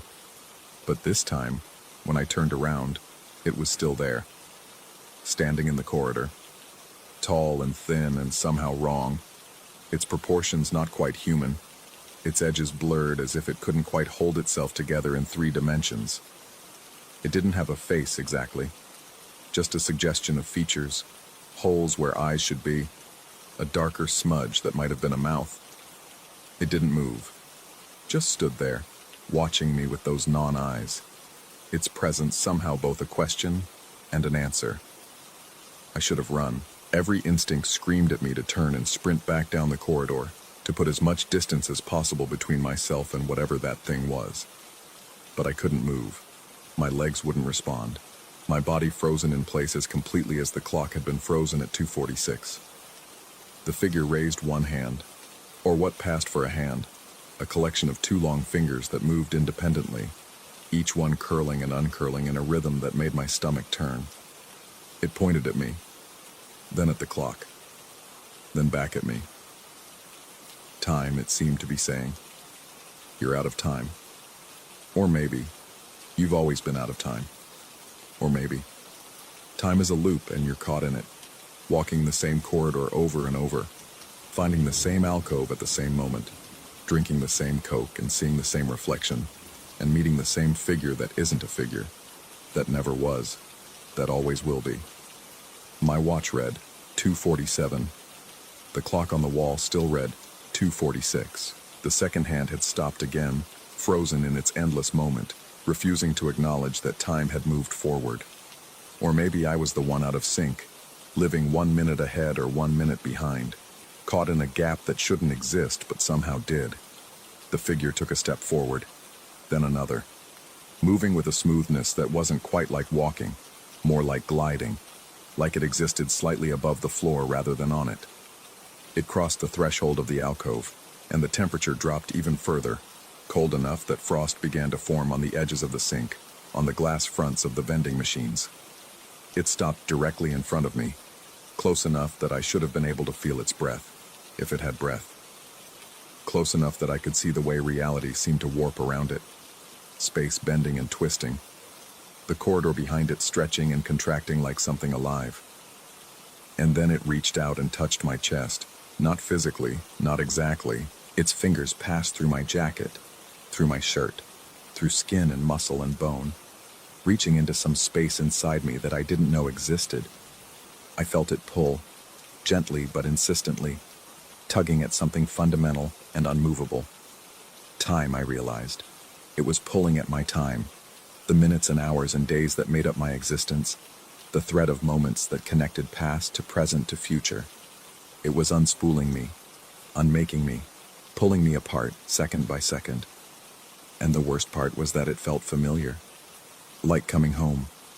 Like returning to a place I'd been before and would be again, over and over, in an endless loop that spiraled through the alcove and the corridor and the hotel, forever and always, trapped at 2:46.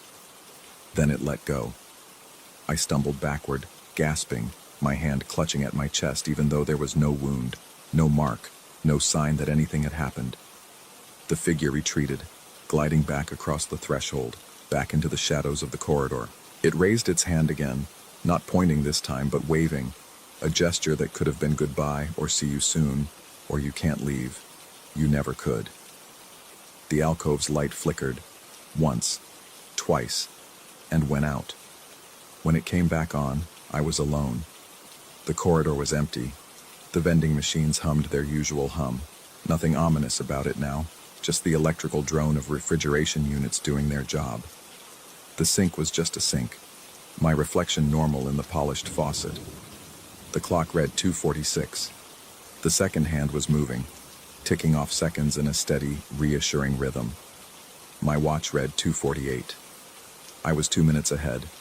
or the clock was 2 minutes behind, or time itself had folded in on itself, created a pocket, a loop, a space where past and present overlapped, and neither was quite real.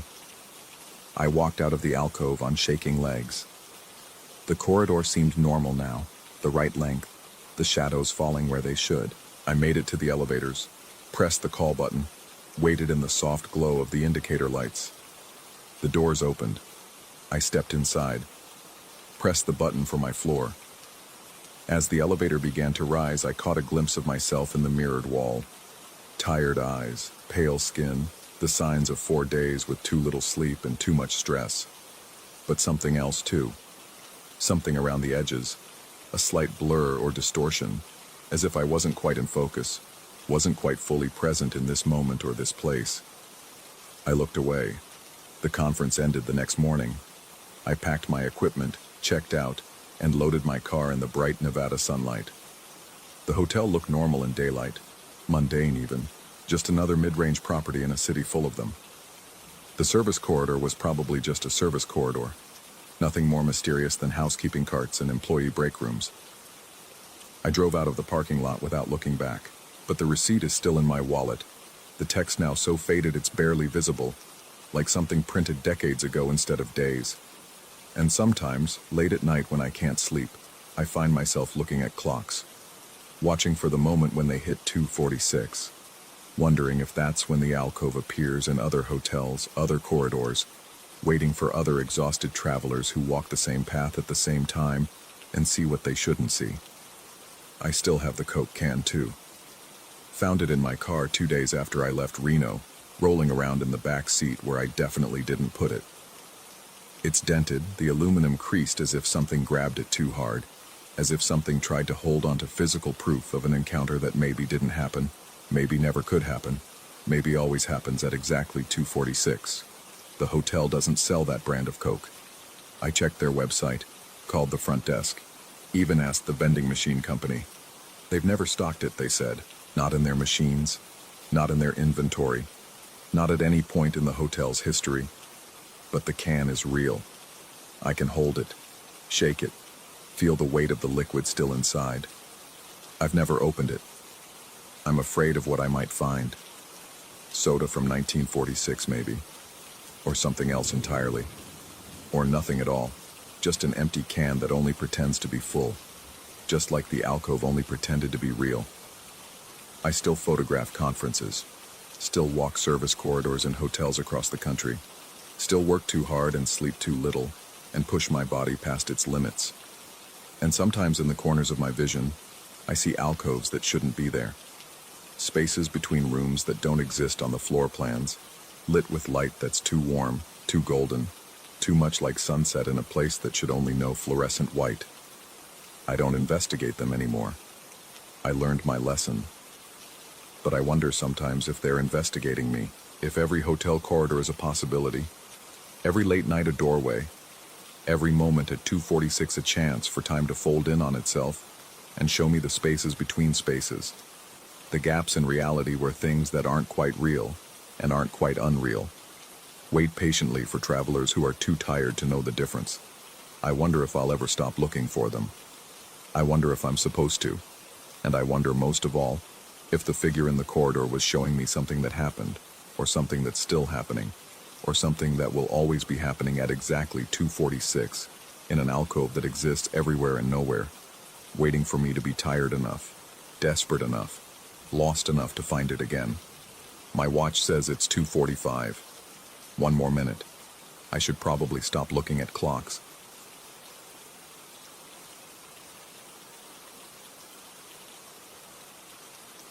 Story 10. Oh, the thermometer outside read -42 when the radio crackled to life at 3:17 a.m. I'd been alone at the Denali Seismic Research Station for 73 days. The isolation had become a companion of sorts, predictable, constant, suffocating in its reliability. Every morning I checked the sensors, logged the readings, transmitted the data via satellite uplink. Every evening I heated freeze-dried meals and watched the aurora paint the darkness with fingers of green light. The routine was a lifeline, each mundane task a tether to normalcy, in a landscape that seemed to exist outside the rules of the world I'd left behind. The station itself sat on a plateau 12 miles from the nearest access road, reachable only by snowmobile or helicopter when weather permitted, which it rarely did. The main building was a prefabricated structure anchored to concrete pylons driven deep into the permafrost, designed to flex with the eternal freeze and thaw of the earth beneath.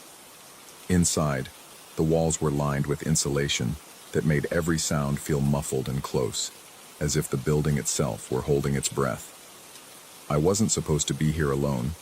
Dr. Richard Kern, my supervisor for the past 2 years, had been scheduled to rotate back to Anchorage in early November. But on November 7th, he'd taken the snowmobile out to check the remote sensor array 3 miles northeast. A storm rolled in faster than the forecast predicted, one of those white walls that turn day into a void of swirling nothingness. The GPS beacon on the snowmobile transmitted for 40 minutes before going dark. Search and rescue spent 11 days combing a 6-mile radius. They found tracks that led into a ravine, then nothing. The snowmobile, Kern's body, his equipment, all swallowed by the wilderness as if he'd simply stepped through a door into somewhere else. The station kept running. Data still needed collecting. I volunteered to stay on alone, telling myself it was dedication to the work. But sitting here now, listening to the HF radio hiss with static in the dead hours between midnight and dawn, I knew the truth. I'd stayed because leaving felt like abandoning him, like closing a door he might still walk through. The voice that came through the speaker made my coffee cup slip from my fingers. "Hey, it's me. I'm out here behind the station. Can you open the gate?" My throat constricted. The voice was unmistakable. Kern's slight New England accent, the particular way he softened his R's. I stared at the radio, its green frequency display glowing in the dimness of the communications room. The logical part of my brain cataloged impossibilities. No distress beacon, no emergency transmission, no explanation for how he could be outside after 3 months in sub-zero wilderness. "I know it's late," the voice continued, crackling with interference, "but I need to come inside. It's cold out here." My hand moved toward the transmit button, then stopped. Something felt wrong in a way I couldn't articulate. The cadence was right, the inflection familiar, but there was a flatness underneath, like a recording played through damaged speakers. I stood and moved to the window overlooking the equipment yard. Floodlights mounted on the building's corners cast harsh pools of white across the snow. The chain-link fence surrounding the station formed a perfect perimeter, unbroken and empty. The gate stood closed, its padlock secure. Beyond the fence, darkness pressed against the light like something tangible. Nothing moved. "I can see the lights on," the radio said. "I know you're in there. Just open the gate." I grabbed my parka from the hook and pulled it on, my fingers clumsy with cold and something else. A tremor I told myself was excitement, or hope, or anything other than the dread that made my stomach clench. The inner door led to an airlock vestibule, then the outer door that opened onto a small platform with stairs descending to ground level. I paused with my hand on the outer door's handle, condensation from my breath forming frost on the metal. If it was really Kern out there, injured or hypothermic or desperate, every second mattered. If it wasn't, I pushed the thought away and opened the door. The cold hit like a physical force, burning my exposed skin and turning my breath to ice crystals that hung in the air. I descended the stairs carefully, each step crunching on frost-covered metal. The compound stretched before me, 60 yards of packed snow to the gate, flanked by the dark shapes of the generator shed, the equipment garage, and the fuel tanks. The wind should have been howling. It always howled at night, shrieking across the exposed plateau like a living thing. But tonight, the air hung perfectly still. That wasn't right. Even on the calmest nights, there was movement, some breath of air to stir the loose snow. This was different. The stillness felt deliberate, as if the world were holding itself in suspension, waiting. "Kern?" I called out. My voice sounded strange in the dead air, absorbed rather than echoing. No response. I walked forward, my boots squeaking on the packed snow. The floodlights threw my shadow ahead of me, a distorted giant that reached toward the fence. I scanned the darkness beyond the perimeter, looking for any shape, any movement. The fence was 8 feet high, topped with angled posts. Not exactly high security, but enough to deter wildlife and mark the station's boundaries. The gate was in the center of the north fence line, a simple double-width affair with a chain and padlock. Empty. Completely empty. "I'm at the gate," I said to the silence. "Where are you?" Something touched my shoulder. The pressure was enormous, like a hand the size of a dinner plate pressing down with the weight of the entire Arctic behind it. The cold burned through my parka, through the thermal layers beneath, straight into bone. I spun around, stumbling backward, my heart hammering so hard I thought it might crack my ribs. Nothing there. Just the empty yard, the building's lights, the stairs I'd descended. But I could still feel it. Not a lingering sensation, but an active presence, as though invisible fingers still gripped my shoulder. I backed toward the fence, not wanting to turn away from the space where nothing visible stood. My spine hit the chain link with a rattle that sounded obscenely loud in the stillness. The metal was cold enough to burn even through my parka. Just a few more steps. The radio crackled. But I'd left the radio inside. The voice was coming from everywhere and nowhere, reverberating in the dead air. "Come to the gate. Let me in." I looked at the gate. In the harsh floodlight, I could see the padlock clearly, the chain wrapped through the metal mesh. But something was different. The gate itself seemed farther away than it should be, as if the 60 yards of compound had stretched while I wasn't looking. Or closer. Distances felt wrong, perspective skewed in a way that made my inner ear scream warnings. Above me, a mechanical grinding cut through the silence. I looked up to see the HF antenna on the building's roof beginning to rotate. The motor wasn't running. I knew the sound of that motor, the steady hum that accompanied any manual adjustment. This movement was silent except for the grinding of frozen bearings, the antenna pivoting with arthritic slowness. It turned northeast, toward the ravine where the search teams had stopped looking. "That's right," the voice said, satisfied, coming from the air itself now. "You know where I am. You've always known." My hands shook as I fumbled with my flashlight, clicking it on and shining it toward the fence line. The beam cut through the darkness beyond the perimeter, illuminating snow dunes and the scraggly shapes of dwarf willows bent by years of wind. Nothing else. But the feeling of being watched crawled across my skin like frost spreading over glass. I understood then, with a clarity that felt like drowning, that opening that gate would be the last meaningful decision I'd ever make. Whatever was out there, whatever had taken Kern's voice and learned to use it, was patient. It had waited 3 months. It could wait longer, but it wanted in, needed in, and it had found the one voice that might make me unlock the door. "You left me out there," the voice said, and for the first time I heard something underneath the flatness. Not emotion exactly, but a vast cold hunger wearing emotion like a mask. "The storm took me down, and you gave up looking. Just open the gate, make it right." Guilt squeezed my chest. We had given up. The search teams had covered what they considered a reasonable search radius, and then the weather had closed in again and they'd left. I'd stayed, but I hadn't kept looking. I'd told myself it was impossible, that no one could survive in those conditions, that continuing to hope was just prolonging the inevitable grief. I'd locked myself in this building and followed my routines and pretended that was enough. My feet began moving toward the gate. I didn't decide to walk. My body simply started forward, drawn like iron to a magnet. 3 steps. 5. The padlock gleamed in the floodlight, waiting. The sensation on my shoulder increased, that impossible pressure spreading across my back, wrapping around my ribs. Not restraining, guiding, encouraging. The cold sank deeper, past muscle, past bone, seeping into somewhere that wasn't physical at all. 10 steps. The gate was closer now. I could see the individual links in the chain, the scratches on the padlock's face. My hand reached for my pocket where I kept the key. "That's good," the voice whispered. "Almost there. Just a little more." The antenna groaned again, rotating another few degrees.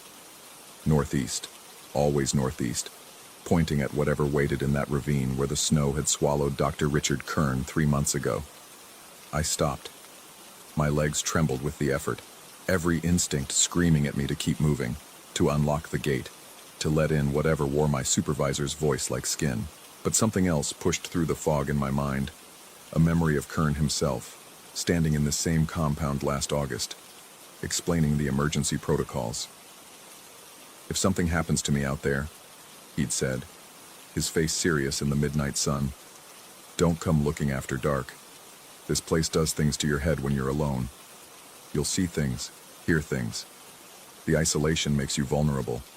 Promise me you'll wait for daylight." I'd laughed, thinking he was being overdramatic. But he'd grabbed my arm, his grip tight, his eyes intense. "I mean it. This place is old. Old in a way that has nothing to do with time. The indigenous people who lived here before us, they had rules. Never go out alone after dark. Never follow voices in the storm. And never, ever trust something that sounds exactly like someone you've lost. Promise me." I'd promised, still not entirely believing, but standing here now, with invisible weight pressing me toward the gate and a voice that couldn't be real calling from the darkness, I understood. Kern had known. Maybe he'd heard the voices himself. Maybe that's why he'd gone out that day, into a storm that appeared with impossible speed. Maybe he'd heard someone calling him. The pressure on my shoulder became painful, insistent. The voice rose, shedding its pretense of humanity. "Open it. Let me in." I turned and ran. The weight clung to me, that impossible hand digging in, trying to stop my flight. I stumbled, caught myself, kept running. Behind me, I heard the gate rattle even though no wind blew, the chain shaking against metal with a sound like laughter. I hit the stairs at full speed, taking them 3 at a time, and slammed through the outer door into the vestibule. The inner door, the communications room. I was gasping, my lungs burning from the cold air I'd sucked in during the sprint. With shaking hands, I reached for the main breaker panel mounted on the wall. The generator was the station's heartbeat, a diesel-powered unit that ran 24 hours a day, keeping the cold at bay and the equipment alive. Shutting it down was a last resort, something done only for maintenance or emergencies. The cold would start seeping in within minutes. The temperature would plummet, but it would also kill every electrical system in the station, including the radio, including the lights. I hesitated, my hand on the breaker. In the darkness, I would be completely blind. Anything could happen in that darkness. But the voice was still coming through the radio speaker, no longer asking, now demanding in tones that made my teeth ache. "Let me in, let me in, let me in." I threw the breaker. The generator's steady rumble died. The lights went out. The radio's hiss vanished. In the space of a heartbeat, the station plunged into absolute darkness and absolute silence. I stood frozen, my hand still on the breaker, my breath loud in my ears. The darkness was total, suffocating, a physical presence that pressed against my open eyes. I couldn't see my hand in front of my face, couldn't see the familiar shapes of the room around me. The darkness was so complete it had texture, weight, presence. And in that darkness I heard it moving. Not footsteps, not breathing, but a displacement of air, a sense of something large and patient sliding through the room like water finding cracks. It had been outside, but now, no, it couldn't get in. The doors were locked, the walls were solid. It couldn't, unless it had never been outside at all. The thought paralyzed me. What if the voice had been coming from inside the whole time? What if opening the gate wouldn't have let something in, but let something out? What if I'd trapped myself in here with it? I pressed my back against the wall, trying to make myself small, trying to control my breathing. Every sound was amplified in the darkness. The creak of the building settling in the cold, the distant groan of contracting metal, my own heartbeat thundering in my ears. And underneath it all, that sense of movement, of something searching. Minutes passed, or hours. Time lost meaning in the absolute dark. My legs ached from standing rigid. My fingers cramped where they gripped the wall. But I didn't move. Couldn't move. Then, gradually, I became aware that the quality of the darkness was changing. The oppressive presence was fading, withdrawing like water draining from a basin. The air felt lighter. The temperature, while still dropping, no longer carried that bone-deep cold that had nothing to do with weather. Whatever had been in here with me, if anything had been in here with me, was gone. I counted to 100, then 100 again, before I fumbled my way to the emergency locker and found the flashlight. The beam cut through the darkness, revealing the familiar communications room exactly as I'd left it. Radio quiet, equipment dormant, nothing out of place. I restored power. The generator coughed back to life, the lights flickered on, and warmth began trickling back through the vents. Everything was normal. Everything was fine, except for the window. I walked over slowly, my flashlight beam preceding me. The glass was covered in frost on the inside, normal for the temperature differential. But scratched into the frost, as if traced by an enormous finger, were words. Found you. I stared at them until the building's returning heat made them weep and run, the letters dissolving into meaningless rivulets. Then I went to my quarters, locked the door, and sat on my bunk with all the lights on. The sun rose 3 hours later. I went outside in full daylight and checked the perimeter. The snow around the gate was undisturbed except for my own footprints leading to and from the building. No marks, no tracks, nothing to suggest anyone or anything had been there. I sent my scheduled data transmission, filed my daily report, and requested early rotation due to equipment concerns. They promised someone would be here in 5 days, weather permitting. That night, I kept all the lights on. The radio stayed off. At 3:17 a.m., I heard footsteps in the snow outside, circling the building with patient, measured steps, round and round, never stopping. I sat in the communications room with my back to the wall and watched the clock, counting each circuit. 42 times around before dawn. The same number of minutes the GPS beacon had transmitted before going dark. 3 days later, the replacement technician arrived by helicopter. He asked why I looked so tired, why all the lights were on, why I kept checking the windows. I told him I'd been working hard. He seemed to accept this. I flew back to Anchorage with a box of my personal effects and Dr. Richard Kern's research notes. I filed my resignation a week later. The official reason was stress and isolation effects. The real reason was that I'd started seeing the antenna on my apartment building rotating at night, always pointing northeast, towards something waiting in the dark. They found Kern's body the following spring when the thaw exposed the ravine. He was frozen in a half-sitting position, as if he'd been waiting for something. His satellite phone was in his hand. According to the logs, he'd made one last call at 3:17 a.m. on the night he disappeared. To the station. To me. But I'd been asleep. I never heard the phone ring. Never heard him calling for help. Asking me to come get him. To open the gate. To let him in. The coroner said he'd been dead for at least 48 hours before that call was placed. Equipment malfunction, they said. Phantom signal. A technical glitch in the phone's log. I didn't correct them. I didn't tell them about the message I found saved on the phone when they returned his personal effects to me. A voice memo, recorded at 3:16 a.m. that night. Just 2 minutes long. I've listened to it once. Only once. It's Kern's voice, weak and crackling, but unmistakably his. Don't answer, he says. Don't let it in. It found me in the storm. It's been learning how to sound human, how to want, how to need. It knows about the gate now. It knows about the station. I let it there. God help me, I let it there. Don't answer when it calls. Don't. Static. Then another voice, my voice, calling out in the darkness. Kern, where are you? And Kern, whispering now, terrified. It's wearing you too now. It's wearing both of us. Don't let it in. Don't. The recording ends. I deleted it. Threw the phone away. Moved to Phoenix, as far from winter as I could get. But sometimes in the dead hours of the night I hear footsteps outside my window. patient, measured, counting circuits around my building. And I wonder if I ever really left that station at all. If maybe I opened the gate. If maybe I let something in that's been wearing me ever since, looking out through my eyes, learning what it means to be human from the inside. I wonder if I'm even writing this, or if it is. The only thing I know for certain is this.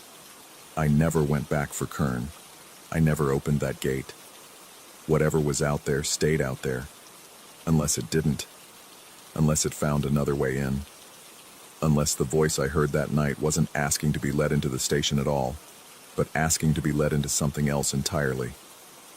The antenna on my building is turning again, and this time, it's pointing at me.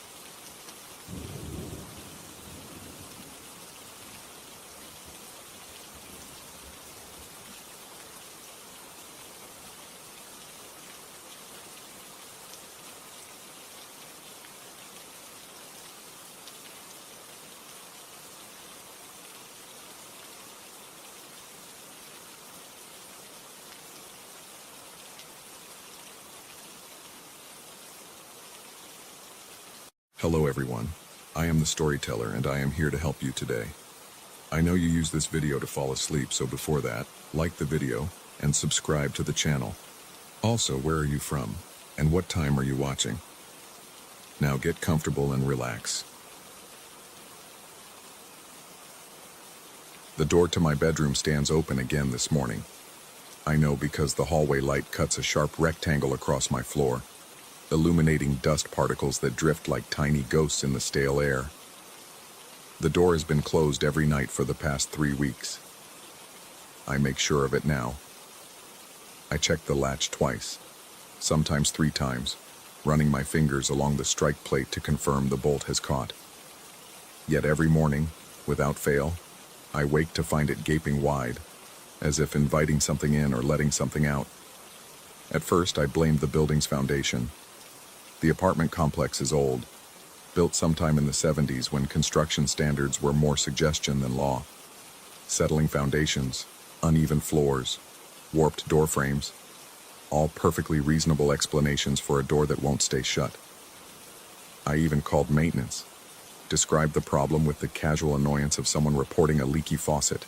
The superintendent came up on a Tuesday afternoon, a heavy-set man whose breath smelled of coffee and cigarettes.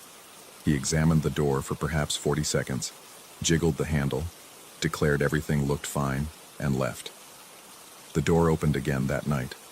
I tried everything rational first, because that's what you do when confronted with a problem that has a logical solution. I adjusted the hinges with a screwdriver I found in a kitchen drawer. I wedged a towel against the bottom of the door. I even bought a rubber doorstop from the hardware store on Lexington, the kind with ridges designed to grip carpet fibers. None of it worked. Each morning brought the same sight: the door standing open, the hallway beyond dark and empty, the doorstop lying uselessly on its side several feet away as if kicked aside by an impatient foot. 3 weeks into this, I stopped sleeping well. The human mind is remarkably adaptable to routine, even unsettling routine. You can grow accustomed to almost anything if it happens often enough. But adaptation doesn't mean acceptance, and acceptance doesn't mean peace. Every night as I settled into bed, I found myself staring at that closed door, waiting for the inevitable. The apartment would be silent except for the ambient noise of city life filtering through the walls. Distant sirens, the occasional shout from the street below, the rumble of the subway running beneath the building's foundation. Normal sounds, comforting sounds, the sounds of a living city that never truly sleeps. But inside my apartment, the silence grew heavier as the night deepened. I began waking earlier and earlier, consciousness pulling me from sleep like a fisherman reeling in a catch. First it was 5 in the morning, then 4:30, then 4. My body seemed determined to witness something, though my mind couldn't articulate what. The door was always open by the time I woke, but I never caught the moment of opening, never heard the click of the latch releasing or the whisper of wood sliding across carpet. Until the night I woke at 3. The sound that pulled me from sleep wasn't loud. It was barely a sound at all, more like a change in air pressure, the sensation of space shifting around you. My eyes opened in the darkness, and for a moment I lay perfectly still, disoriented and confused about what had woken me. The room felt different somehow, though I couldn't pinpoint how. The shadows seemed deeper, the silence more profound. Even the usual city sounds had faded to nothing, as if the world beyond my walls had simply ceased to exist. Then I heard it, the soft, distinctive click of the door latch releasing. My heart, which had been beating its normal resting rhythm, suddenly hammered against my ribs. I didn't move, couldn't move. I watched from my bed as the door began to swing slowly inward, moving with the careful deliberation of something being pushed rather than pulled by gravity. The rectangle of hallway light appeared, growing wider as the door opened, revealing the space beyond my room inch by excruciating inch. The hallway should have been empty. I live alone. There's no one else here. But as the door reached its full extension, something moved in the corridor beyond. It wasn't a clear shape, not a person exactly, or at least not a person I could describe with any accuracy. It was more like a disruption in the darkness, a place where the shadows seemed to gather and consolidate into something almost substantial. It moved from left to right across my field of vision, passing the open doorway with an unhurried pace that suggested routine, as if this was something it did every night, as if I was the intruder in this ritual, not the other way around. I didn't breathe, didn't blink, didn't dare move even the smallest muscle for fear that any motion would draw its attention toward my bed. The figure, if it was a figure, continued past the doorway and disappeared down the hall toward the living room. I heard nothing. No footsteps, no rustle of clothing, no breathing. Just that same sense of air displacement, of space being occupied by something that shouldn't be there. When I finally convinced my paralyzed lungs to draw breath, it came in a sharp, shaking gasp that sounded impossibly loud in the stillness. I lay there for what felt like hours, staring at the empty doorway, waiting for the figure to return. It never did. Eventually, as gray dawn light began seeping around the edges of my curtains, I worked up the courage to get out of bed and check the apartment. Every room was empty, every door and window locked from the inside. No sign of intrusion, no evidence that anyone had been there except me. I called in sick to work that day. The rational part of my mind tried desperately to construct an explanation.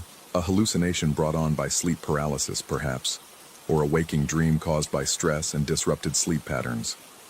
I'd been working long hours at the firm, billing 80-hour weeks that left me exhausted and strung out on coffee and takeout food. Maybe my brain was simply misfiring, creating phantom shapes out of shadows and exhaustion. But I knew what I'd seen, or at least, I knew I'd seen something. That night, I tried to stay awake. I sat up in bed with my back against the headboard, a cup of coffee growing cold on the nightstand beside me, determined to witness the door opening again.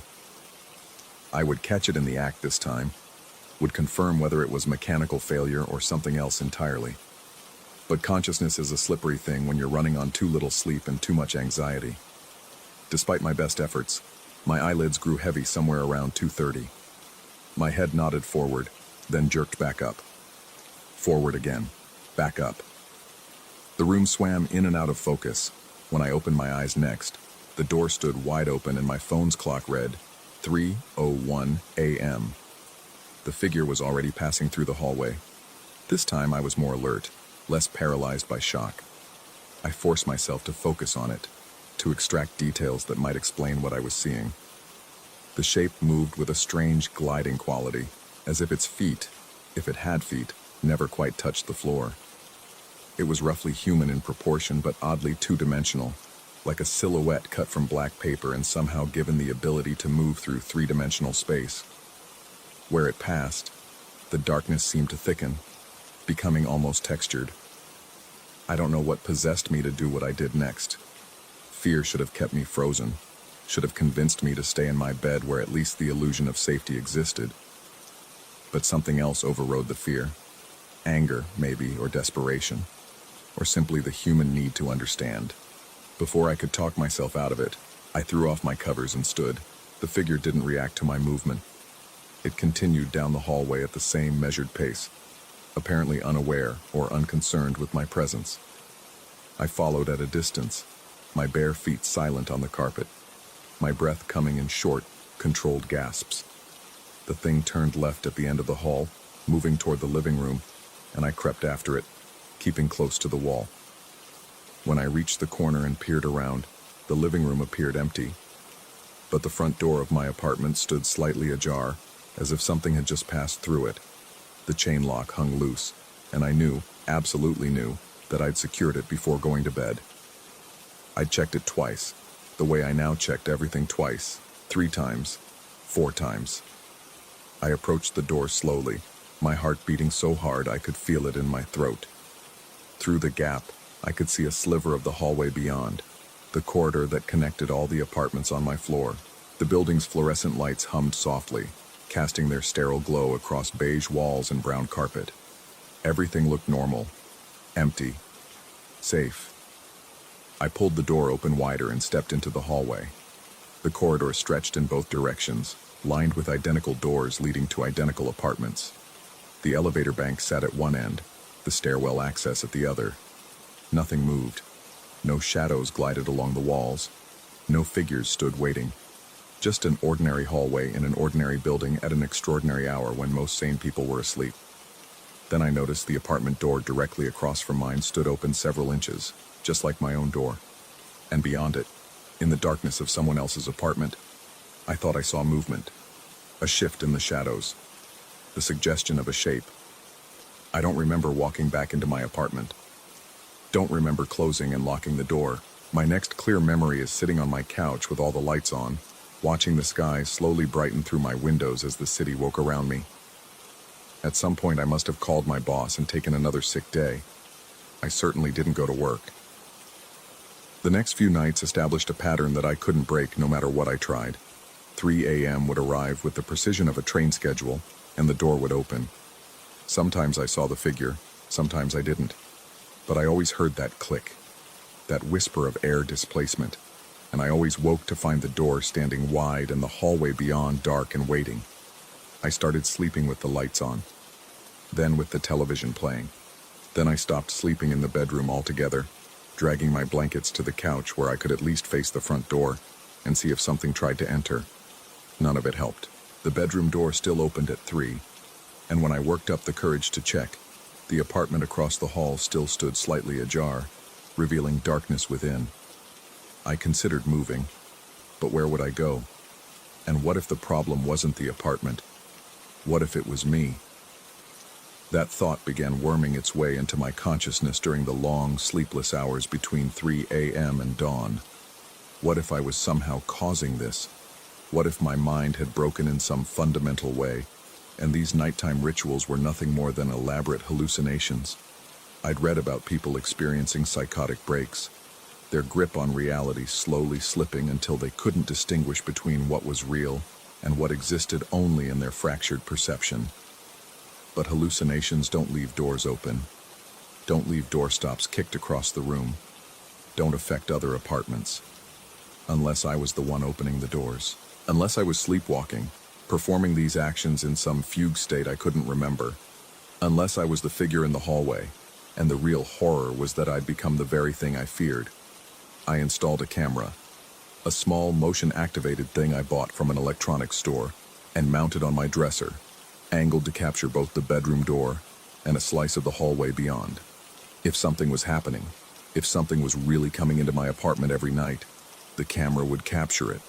And if nothing appeared on the footage, well, then I'd know the problem was internal rather than external. Either way, I'd have an answer. That night, I lay in bed staring at the red recording light, waiting for 3 a.m. with a mixture of dread and desperate hope. When the appointed hour arrived and the door clicked open, I watched it swing inward with the same careful deliberation, revealing the now familiar sight of the darkened hallway. The figure passed by, that shadow thing that was and wasn't, moving with its strange gliding motion toward the living room and beyond. In the morning, I reviewed the footage with shaking hands. The camera had recorded perfectly. I could see myself lying in bed, see the door standing closed, see the room in grainy night vision. Then, at exactly 3 a.m., the video went dark. Not black like someone had covered the lens, but distorted, as if the camera couldn't process what it was seeing. The image broke apart into digital artifacts, squares of corrupted data, frozen frames, streaks of color that shouldn't exist in night vision. The audio track hissed and popped with interference. This lasted for perhaps 30 seconds. Then the image stabilized, showing the door standing wide open, and me lying motionless in bed, staring toward the hallway with wide, terrified eyes. I watched this recording a dozen times, then a dozen more. Each viewing revealed nothing new, just that 30-second window of impossible static, during which something had happened that the camera couldn't capture or process. The timestamp never jumped or stuttered. Time continued its forward march, even if the recording couldn't document what occurred within it. I deleted the footage. I don't know why. Some instinct told me that keeping it would be a mistake, that having evidence of something so profoundly wrong would only make things worse. Then I packed a bag and left the apartment, checking into a hotel room on the other side of the city, where maybe, just maybe, I could sleep through the night without interruption. The hotel room was on the 14th floor, high enough that I felt safely removed from whatever was happening in my apartment. I kept the lights on anyway, positioned myself in bed where I could see the door, and waited for sleep to come. It didn't. I lay awake watching the clock on the nightstand, watching the numbers advance toward 3 with the slow inevitability of a funeral march. 2:58, 2:59, 3:00. The hotel room door didn't open. Nothing moved in the hallway beyond. The silence remained unbroken except for the hum of the air conditioning and the muffled sounds of the city far below. I felt my body relax incrementally, tension bleeding out of muscles that had been clenched for weeks. Maybe it really was the apartment. Maybe I'd left the problem behind along with all my other possessions. Then I heard it. A soft click from across the room. The bathroom door, which I'd left closed, stood open. The darkness within seemed deeper than it should be, textured and shifting. And as I watched with a scream building in my throat, something moved in that darkness. Something that had followed me here, or had always been with me, or had never existed anywhere except in the deteriorating corridors of my own mind. I checked out of the hotel at dawn and drove back to my apartment as the city woke around me. The early morning commuters crowded the sidewalks, clutching coffee cups and staring at phones, living their normal lives in their normal world. I envied them. I hated them. I wanted to be them again, to remember what it felt like when doors stayed closed and 3 a.m. was just another hour that passed unnoticed while you slept. My apartment waited for me exactly as I'd left it. The bedroom door stood open, of course. It always did in the morning. I walked through each room, checking corners and closets, confirming I was alone. Then I sat on my couch and tried to think. The rational explanations had all failed. The irrational ones terrified me. I was caught between two equally horrifying possibilities. Either something impossible was happening, or I was losing my mind. I didn't know which option was worse. As I sit here now, writing this, the sun is setting beyond my windows. The shadows are lengthening across my floor. In a few hours, it will be time. 3 a.m. will arrive, as it always does, and the door will open. The figure will pass by, performing its nightly ritual, and I will lie in my bed, watching, wondering if any of this is real. The truth is, I'm afraid to find out. I'm afraid that if I ever truly understand what's happening, the knowledge will break something fundamental inside me. Maybe ignorance isn't bliss, but it might be the only thing keeping me tethered to whatever sanity I have left. Tonight I'll go to bed like I always do. I'll close the door and check the latch twice. I'll lie down and pull the covers up to my chin. And at 3 a.m., when that familiar click echoes through the silence, I'll open my eyes and watch it happen all over again. Because what else can I do? Where else can I go? The thing in the hallway, real or imagined, external or internal, has become part of my existence now, as routine and inevitable as breathing. I've stopped fighting it. I've stopped trying to understand it. I've just started wondering, what happens if one night, instead of passing by, it stops at my doorway and turns to look at me? What happens if this ritual that's been playing out for weeks is just a prelude to something worse? And the question that keeps me awake long after 3 a.m. has come and gone. If I'm imagining all of this, if it's all happening only in my head, why do I feel like I'm being watched even now? Even as I write these words in the full light of day, the door will open tonight. It always does. I've accepted that. What I haven't accepted is the possibility that one night, it might close with me on the wrong side of it. Story 2. The cabin in Vermont wasn't supposed to be memorable. That was the whole point.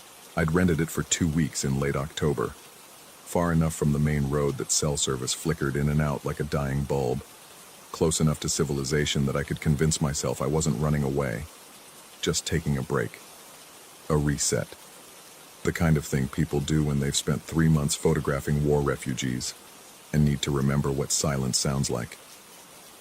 The first week passed in that pleasant blur of solitude, coffee at dawn, long walks through skeletal birch groves, Evenings spent at my laptop organizing thousands of images into folders with clinical names. By the second week, I'd fallen into a rhythm that felt almost meditative. Sleep when tired, eat when hungry, work when the light was right. The cabin's isolation had become a kind of drug, and I was mainlining it. The night it happened, I'd been awake since 6 the previous evening, riding a wave of productivity that photographers know well. That manic focus where hours dissolve and your eyes start to burn but stopping feels impossible. My back ached from hunching over the desk. Empty coffee mugs formed a small ceramic village around my laptop. Outside, the October darkness pressed against the windows like something solid, something with weight. It was 4:20 a.m. when I first heard it. At first, I thought it was the cabin settling, old wood contracting in the cold. But then I recognized the distinct clink of glass against glass. A toast, maybe. Then another sound threaded through. Laughter, muffled but unmistakable. The kind of laughter that comes from deep in the chest, genuine and unguarded. Then more sounds layered in. Silverware scraping against plates, chairs sliding across floorboards. The low murmur of conversation just below the threshold of comprehension. I sat frozen at my desk, one hand still on my mouse, cursor hovering over a photo of a 10-year-old's hands holding an empty bowl. The sounds were coming from the hallway. No, not from it, through it. Like someone had left a radio on in another room, volume turned low but persistent. I pulled my headphones off, letting them dangle around my neck. The sounds continued, now clearer without the buffer. There was definitely silverware. Definitely voices. A party, my brain supplied helpfully, though that made no sense. The nearest cabin was half a mile through thick woods. The road was unpaved and treacherous at night. No one was having a party anywhere near here. I stood slowly, joints popping from hours of stillness. The wooden floor was cold through my wool socks. I'd left my boots by the door, brown leather Timberlands caked with mud from yesterday's walk. I slid my feet into them without bothering to tie the laces, eyes fixed on the hallway that stretched between my bedroom-turned-office and the cabin's front entrance. The sounds grew louder, not dramatically. Not like in movies where everything suddenly swells to a crescendo.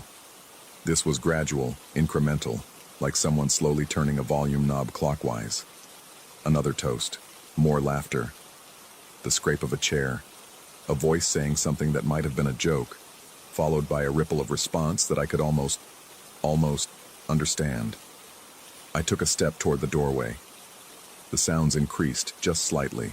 Another step, louder still, as if I was approaching the source, except there was nothing to approach. The hallway was empty. I could see it from where I stood. Plain wooden walls painted a forgettable beige, a narrow strip of braided rug running down the center. The front door at the far end with its small window revealing nothing but darkness beyond. 3 more steps, and I was in the hallway itself. The floorboards vibrated under my boots, not violently, but with a subtle thrumming that traveled up through the rubber soles and into my bones. Like standing on a subway platform as a train approaches. That same sense of imminent arrival. The sounds were now clearly coming from ahead of me, from the direction of the front door, though that made even less sense than them coming from the hallway. I thought about the physics of sound, how it travels, how it can be distorted by wind or temperature or architecture. I thought about echo chambers and acoustic tricks. I thought about anything except what my gut was trying to tell me. Halfway down the hall, I stopped.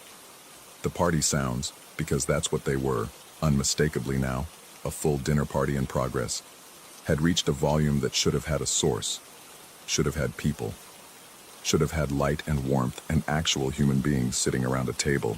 Instead, there was just the empty hallway, the vibrating floor, and a growing pressure in my chest that felt like recognition, though I didn't know what I was recognizing. I took another step. The voices sharpened. I could almost make out words now. Someone was telling a story. Someone else was laughing. Glasses were being refilled. The convivial chaos of a gathering in full swing. Another step. The vibration intensified. My teeth were starting to chatter, though the cabin wasn't cold. I'd kept the heat running at a steady 70 degrees. Another step. Now I could hear the creak of chairs as people shifted their weight, the soft thud of a bottle being set down on wood, that particular rustle of fabric that means someone is leaning forward, engaged, eager to hear what comes next.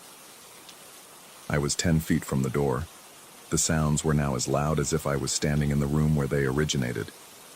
No, louder. As if I was inside the sound itself, submerged in it. The pressure in my chest had grown to something approaching pain.